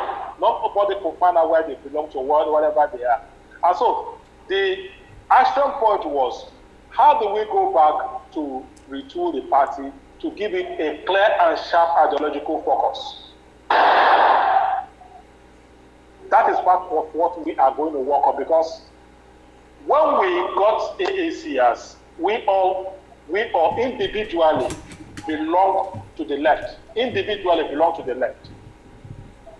Well, not to the front of the left. To the front of the left. Not even in the middle of the left, or to the extreme end of the left. And so, part of the challenge we have now is, do we stick with our core ideological standpoint as it is, or do we reframe our ideological position to reflect the characters or individuals that compose this political party? Or do we, as a matter of fact, reject the entire constitution of our party, reject the character of our people, or get more people to reflect this? So what I'm saying in a nutshell is this. Our constitution is going to be rejected, and the committee is being formed, largely composed of lawyers and a few individuals that will look at that. The reason why we're doing this is this. We want to We want to get the better feel of those. People like you and several other persons across the globe. We need papers, we need things. What is your feel? What is it that we say? And not also that what you document at times, if it's not reoriented, if people do not study it, people do not go through it from time to time, they will not be able to imbibe it and to instill it or culturalize it as a way of life for it to help people. So essentially, what we're doing is we are in the process of making a party that will be more formidable for Nigerians, and it's a big task. And that is why most times I do not try to oversimplify things. I will tell you we're taking it bit by bit, small by small, to get the kind of result we want. So to your question, we are working on it. It's a work in progress. I will not give you a firm or conclusive answer, but rest assured that this is in the pipeline and we're working on it. Thank you. Thank you. Well, there are feelers from those who have access that more political parties will be deregistered to prune down the number further down than it is right now. How true that is, I don't know. It is. The feelers is very true. It's very, very true. And let me use the opportunity to talk to AAC faithfuls across Nigeria. Everything we have done so far is by the grace of God and by the dint of hard work of every individual that has put everything to make AAC to survive up to date. We need to do more. We need to do more. Social media or WhatsApp activism do not translate into political concrete engagement on ground. It does not. And so, just as you have asked the question, what are our grassroots strategic plan, which I've explained? I was privileged to be in the hallowed chambers of the National Assembly when the INEC, the returnee, Professor Mahmoud Yakubu was screened for over almost 3 hours by members of the National Assembly composed of senators, largely senators. And one of the two of the members of that particular committee clearly said that their wish and their desire is to reduce the party to at least 5. To at least 5. So what I'm saying is that it is not a hidden thing that that such concern has been expressed that Nigeria has so many political parties.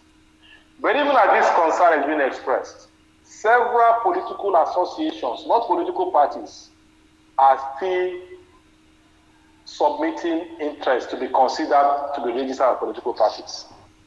As I speak with you, I'm certain there are more than over 100. As I speak with you. Now, is a political party? So what the National Assembly members, some of the National Assembly members, that they have to find a way to reduce the parties to 5. And that will keep our party under pressure to make sure that we perform. So it is not hidden. It is there. Recently, the commission reverted back to us, asking us to supply certain information, and which I'll be asking, including the validation of membership. Ask them to get the details of the party membership and all that. So those are the things they also use to also measure political parties, apart from elections and all that. So when the parties were 92 and they reached 74, it was easy for them to overlook many things about political parties. Now that the party has been reduced to 18, it was supposed to be 16. Actually, it was 16. 2 of them went to court. Those 2 parties that went to court is APP and the Boot Party. They were not supposed to be there. On account of court's ruling, they were now relisted back as political parties. So that made it 18. Originally, it was 16 parties that were actually that came through. Okay. So they talk about the registration of political parties is still there. But what we need to do is to get down and begin to work as quickly as possible so that we cannot be affected in any way at all. And so it's a job for every one of us. We are doing our little best based on resource constraint And I hope that party faithful across the globe will have to wake up and also join us.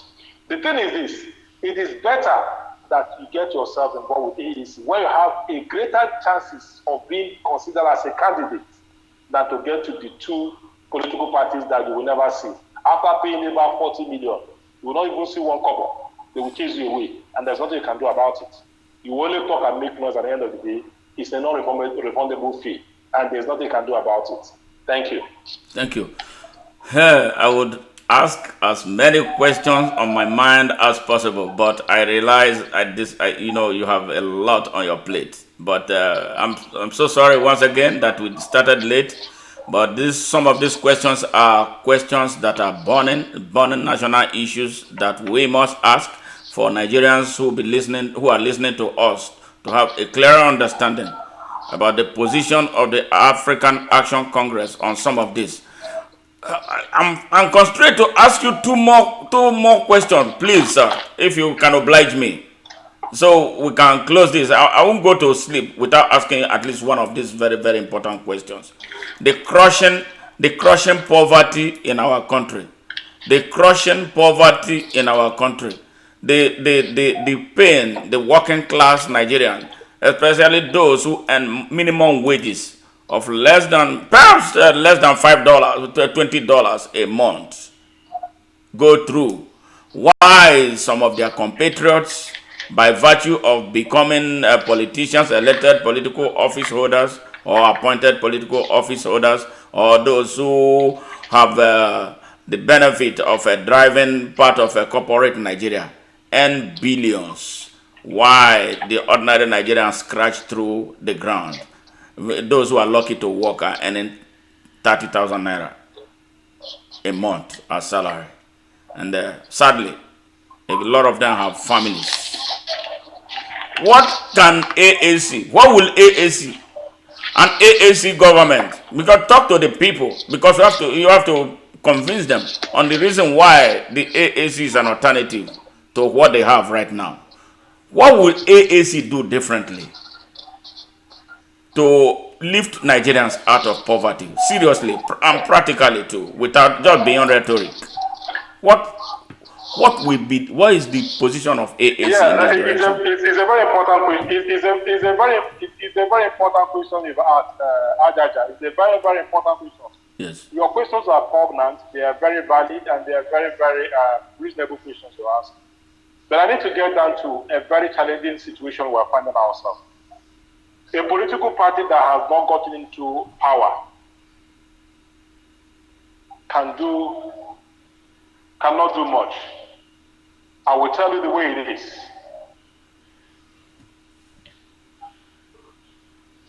I hope you can hear me very clear. Clearly, yes. Go ahead.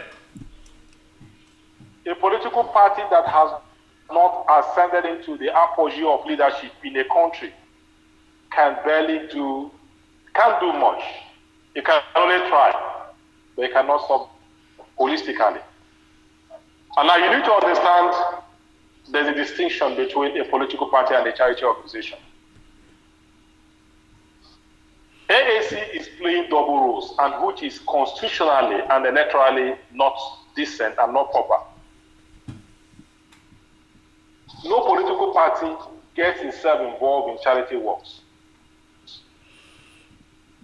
Political parties are meant to serve humanity politically. Political parties are an association of people that have this or the same ideological mindset. No, Dr. Leonard, the question is contesting for election. Yeah, the question was, well, assuming AAC forms the government in Nigeria, we are hoping that the AAC will win the elections, their elections going forward, up to the point of forming government. With all that you see about the crushing poverty in Nigeria. I can't hear you properly. Okay. Let me adjust because the thing is, okay, I can hear you now. Can you hear me now? Repeat. Yeah, the question is, assuming the AAC forms the government of Nigeria at whatever level, okay, with the benefit of the crushing poverty in the country right now, low wage and lack of access to opportunities for Nigerians. What will the AAC do? I'm talking. You are talking to the people of Nigeria now. What you are going to do differently if you formed the government of Nigeria, either at the Okay, state. fantastic. Yes, that's what I'm saying. Okay, I get the question because I wasn't hearing you enough the other time. It Yes. was going off and on. Yes. I get the question now. Yes. If by the grace of God AAC formed the government, very few simple things we are going to do. We have massive unemployment in this country. Massive unemployment. One of the key things we will do is basically how do we empower people? How do we empower people? And the idea AAC have is this. We have 774 local governments in this country. 774 local governments in this country. Each local government, for a start, will have a small or an industry in that particular locality based on its comparative advantage and the resources available in that particular environment. For instance, in Nasarawa, you have in Nasarawa state, you have several local governments. Or for instance, Abia state, where I am now, I'm talking to you, you have about 17 local governments in place. Each of these local governments, for a start, we start with an industry, each local government. The idea basically is to mop up at least between 1,000 to 2,000 people to take up jobs in these particular small factories. Then the second thing that we will have to do is this. So if you now have that across the federation, you can know the number that will be taken in. Of course, it's very simple to do. We have a lot of countries, especially in the Asian countries, that are looking for where they are going to invest. With the kind of thing we have here, we can have an arrangement where they come and set up these structures and get people mopped up, at least for an instance. The second thing we have to do is this. We have to devise a means where we have social welfare investment for every person that can be tracked as they are given, and also be tracked how this money is going to be used. The first is that all the graduates from all the institutions will have a database of every one person, because we do not have this.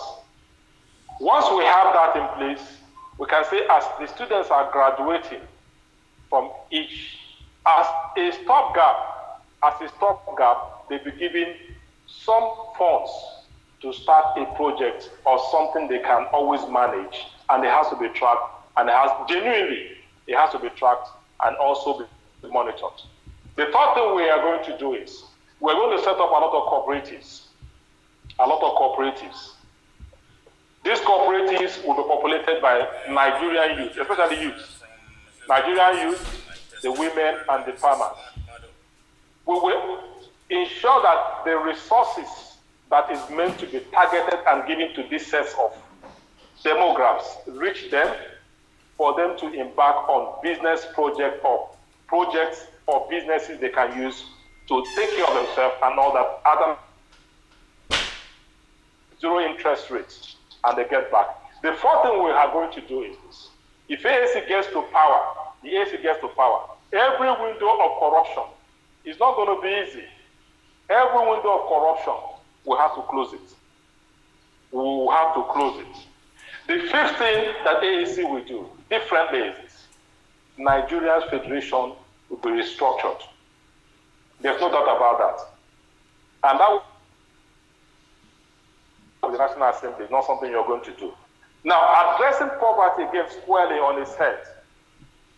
All the corporate organizations in Nigeria, whether they are a place where they are investing or working, all those living in that locality will have to get something back from that particular organization. So there are a whole lot of things that be personal that which cannot also be reeled out. But what we are going to do differently is that, first of all, we are going to do it honestly, we are going to do it transparently, we're also going to do it with a mindset to succeed and do it in such a way that other governments have never done it in the past. That's the list I can give you. Thank you very much for this. And lastly, Lastly, we talk about the economy. The economy of Nigeria is in the hands of a few people. The disgusting monopoly of the Nigerian economy has become is a thing of concern to a lot of Nigerians who understands basic economics and the struggle for access to opportunities. It looks like some of us, you are born, you are condemned to death because there are certain things you cannot do because there are the big boys have taken the economy over and they blackmail the people of Nigeria, with their financial muscle. What can be done to break the monopoly that a few persons in Nigeria exist and in the banking sector, in the in some part of production and distribution? What is the AAC blueprint? About liberalizing our economy for the people of Nigeria and for everybody in Nigeria to grow and prosper.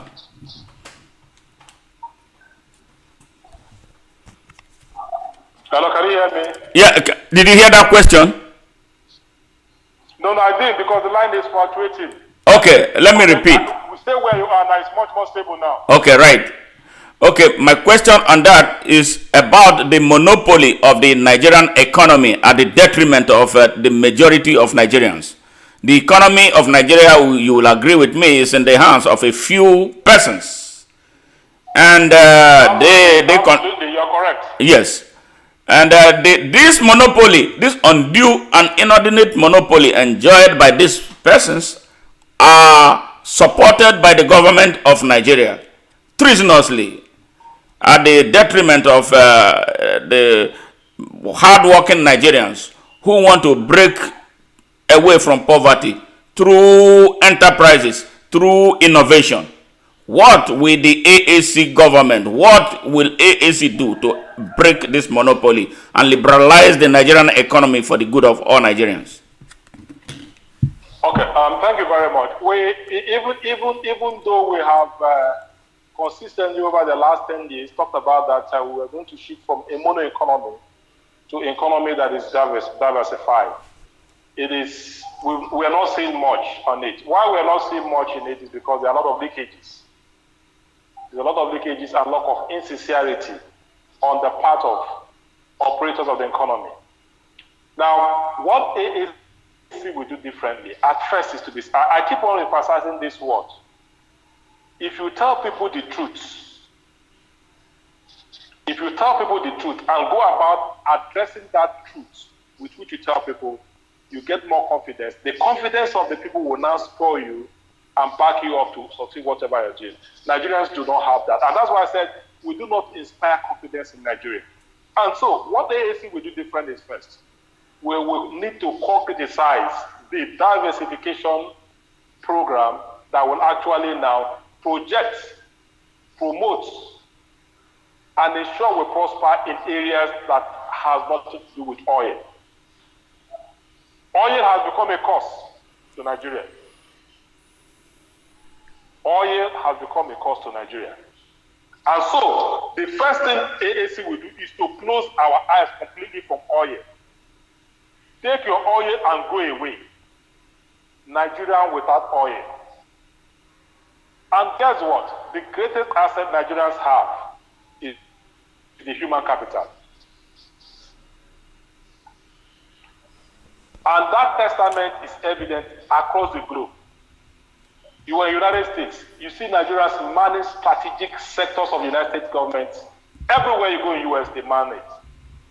You go to United Kingdom, they man it. In Asian countries, you find Nigeria. So even at home here, the greatest thing we have is the human capital. And so by the time we say no oil, everybody will de-emphasize and get their minds oil. We'll now go back to what we used to have before. We used to know that in the north, we have cocoa. I mean, we have the Granite Pyramids. Mm-hmm. There's a time Granite Pyramid was the mainstay of Nigerian economy. The northern economy. Absolutely. For instance. Yes. In the west, we had cocoa. Cocoa was flourishing. What happened with these cocoa plantations? What stops Nigerians? For instance, Those who are going on youth service, immediately they leave their service camp, you deploy them straight into farms. All you need to do is to pay them respectable wages. They will stay in the farm and they will do what we call shifting. If you send a whole batch B, batch A, the first batch A will go there. They will go there in the morning, they work from morning till about 11 o'clock. Another set will work from 11 o'clock to about 3 o'clock. Another set will work till about 6 o'clock, and they will go. You have a bunch of people, you pay them well, and they'll be tending and taking care of our farms and all that. And when they finish their service, they go back and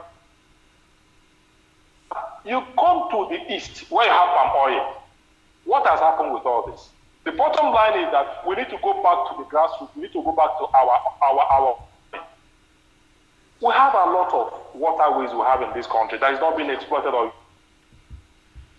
So the emphasis for AAC is basically to kill the idea that we have oil and concentrate on diversifying the economy, leveraging and that. And second thing we have to do is that the potentials with which technology has taken place.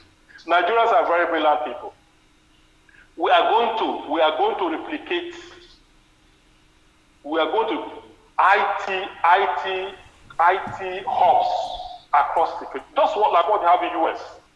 Get Nigerians, youths everywhere to begin to work. Give them capital for investment for them to go into research and begin to develop IT. That is another end. The other thing AAC will also do is this. To make sure that the economy we have is better and stronger for every person, we have to reform the banking sector. We have to reform the shareholding structure of many organizations that are owned by this sets of old people. We also have got to, as a matter of urgency, all regulatory bodies that is involved in regulating the economy will have to be reformed. So, if AAC gets to power, these are just mere snippets of what we hope to do and all that. But at the topmost is that we do everything to make sure that we do not in any way look around oil and begin to walk our life as if we exist without oil. And I tell you that will go a long way to helping this economy. But another thing also we all have to do is, Okonjo-Iweala did it in 2015, making almost getting up to zero debt. Where are we today? By dint of hard work of negotiations and international business acumen, negotiations, networking, and all that, we almost were zero debt country. But today it has climbed to an astronomical, unbelievable level. And so the AAC government, not with me, but with several intellectuals that are in these particular parties, and working with the National Assembly, that I hope will also be populated by very credible and intelligent Nigerians, will move the country forward if we are given an opportunity to run the affairs of this country. And lastly, we are going to ensure that we get the best leg to contest for the presidency of the country. Somebody with credentials, with deep knowledge, somebody that understands the environment, and somebody that has the will to also go on and do the job. Thank you very much. Thank you very much. It's been such a wonderful 1 hour, 38 minutes with you here on this interview on the Nigeria Now program, made possible by the Nightingale radio station, broadcasting live from Houston, Texas, United States of America. I can't thank you enough for the time, for the patience, and for the intellect that you have just demonstrated, answering all the questions that we put across to you. And we do hope that we have you here back on our station in no distant time, because according to Bob Marley, we've got so much things to say about Nigeria, especially now. We must get our people to lift their level of consciousness beyond collecting money to sell their future and sell their children into slavery in the hands of those who do everything but care about Nigeria. Last thing, national security of Nigeria is in shambles. Everything has fallen apart. People are kidnapped with reckless abandon.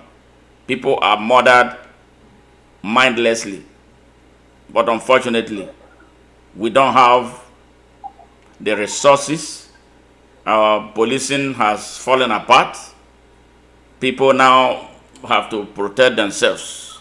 Now there's been proliferation of, I wouldn't say what to say, some legal and illegal security outfits now in the name of protecting our people. What do you think is the way forward to stem this eroding national security of Nigeria? And that will be the last question for the day. Thank you, Hello, sir. can you hear me? Yes, I'm hearing you. Okay, I can barely hear you, but the last news I picked about is the security challenge we have in Nigeria. Yes. Okay, that's what I heard. The last thing you said, I didn't get the other. Yeah. I said but I was able to get security challenge. Yeah, the national security challenge that we have in Nigeria. Advise the government of Nigeria right now, because it's an emergency situation that they have not been able to address for the people of Nigeria. Absolutely, I agree with you 100%. I agree with you 100%. Yes. The situation in Nigeria is compounded by the security challenge we have. People no longer sleep with their eyes closed. You go to the northeast, it is Boko Haram, terrorism. You go to the northwest, it is banditry. You go to the north central, it is both banditry, kidnapping that is having their way there. You come to the southeast, you have kidnapping. You have rituals and all whatnot. You go to the southwest, you have kidnapping, you have banditry, and you have rituals. So the security challenge in Nigeria is simply overwhelming. If AAC is given the opportunity to be in government, the first thing the party will do essentially is to restructure the Nigerian armed forces.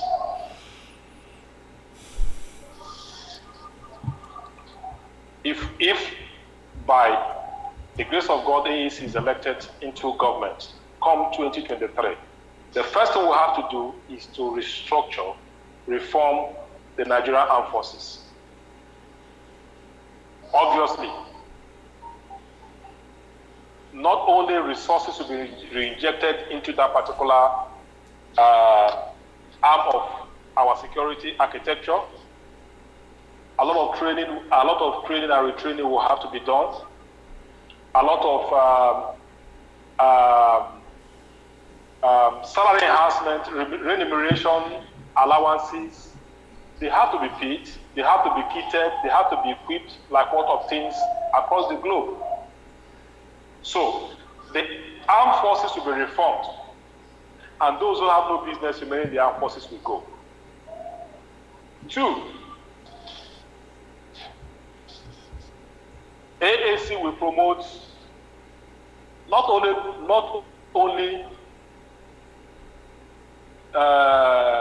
local policing, community policing, neighborhood policing will be part of the program will also embark on. The traditional institutions will be very strong in this because they know their neighborhood and environment better than any person. And if there's any situation unsavory in any region or any locality, the traditional ruler will be held accountable for what happened. So it's going to be a mix of conventional security strategy and also of traditional communal engagement pattern to also hold the state. Now, specifically on how the incumbent has handled the security situation in the country. Most times, most of us weak because we ask ourselves, what else should be done? Suggestions around changing the service chiefs has been raised. Mr. President at the point came out and told you that he's tired. And he does not know what to do about it. But I want us to note, yes, at the point, I think that should be like 3 or 4 weeks ago, the president was very clear. You see it in his face, it's written, Mr. President could not give a clear idea of what next to do about the security challenge of this country. But we must, something that we have found out, or something we think is working out, is this. There's a lot of external forces and external hand in this. We should not pretend about it. There's a lot of external forces and external hands that are involved in this. And my advice to every Nigerian is to watch his or her back. This is a country that belongs to only Nigeria and Nigerians alone. If anything happens to this country, anything happens to Nigeria as a nation, first of all, the neighboring country is finished. We will flood Cameroon, we will take over Cameroon. Nigeria should take over Cameroon. We will flood Cote d'Ivoire, we will flood Benin Republic, we will take over the Republic. Of course, Ghana will be our own. It will get everywhere across the African continent, and it will split over to the whole world. So it is simply unthinkable that this country, anything happens to this country. And so what we need to do is, first of all, to see that Nigerian security is our personal security first. When we have that mindset, it will help us. There are a lot of things that I'm not going to say in the public or in an engagement of this nature. But what I will advise the government to do is to look inward. A lot of reform and rejigging of the security architecture of this country has to be done immediately for us to get any better results. That's what AAC will do if he gets to power. Thank you.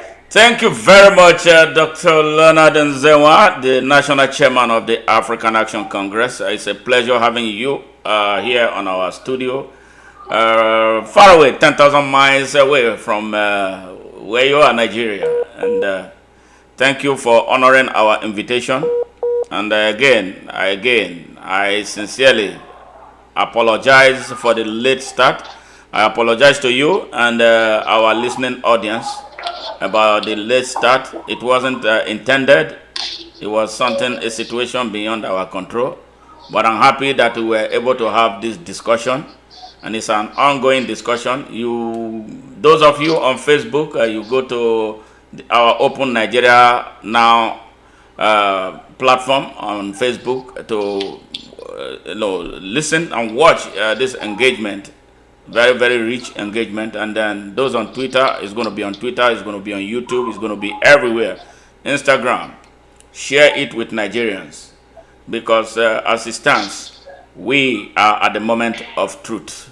And we cannot pretend that all is so great with Nigeria. Any person who pretends about the goodness of Nigeria now, you are joking. Thank you once again, Dr. Leonard. It's a pleasure having you. And we look forward to engaging you in no distant time. Hello. Thank you very much for having me on your program. All right. Thank you very much for having me in this program. All right. Thank you very much, sir. Your bill will be 300 million naira, sir.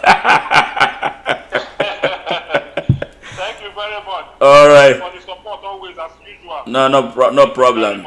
It's a national call. It's an honor to be on this. Yes. It's an honor to be on this program. I'm really happy for providing this opportunity to speak to Nigerians. My advice again to AAC party faithful. This is a political party not owned by any person. It is not me. I do not own AAC, and nobody owns AAC.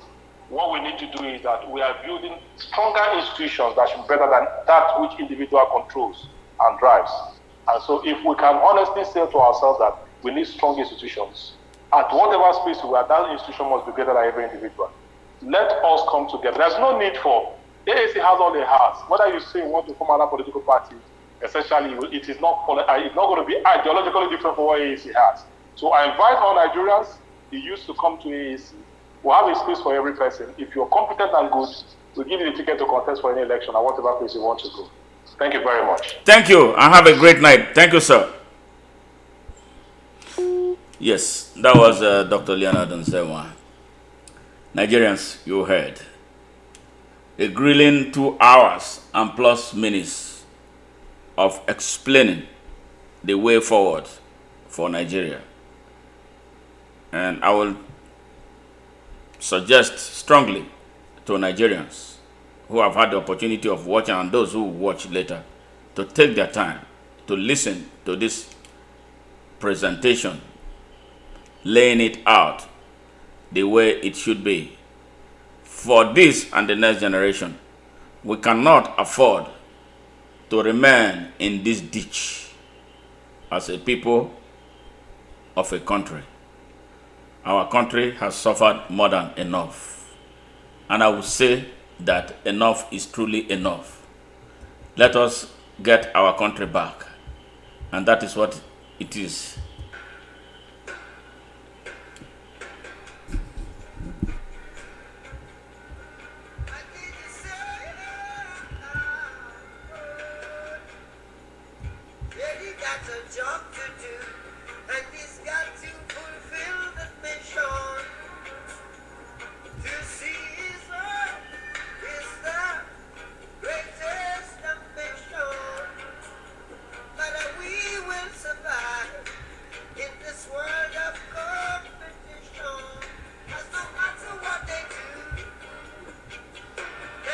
Yeah, I'm dedicating this song, Natty Dread writes again to people of Nigeria. No matter what people we do, Nigeria will stay. Those who are bringing problems to Nigeria, those who want our country to be stuck so that they can prosper, this is a message to you. You, instead, will go down for Nigeria to rise. We have everything it takes. We have more than enough it takes to get to every Nigerian to live just this beautiful and productive life. But some people, just a few, less than 1% of our population, have decided that Nigerians will suffer indignation while their families, their cronies, and their proteges will continue to reap where they did not sow. They have come to the end of their road, and now is the moment.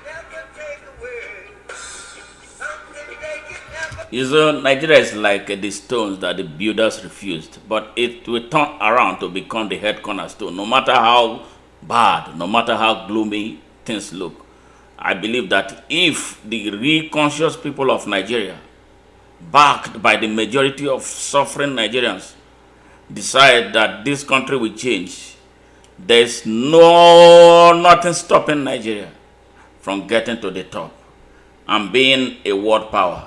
I see that happening.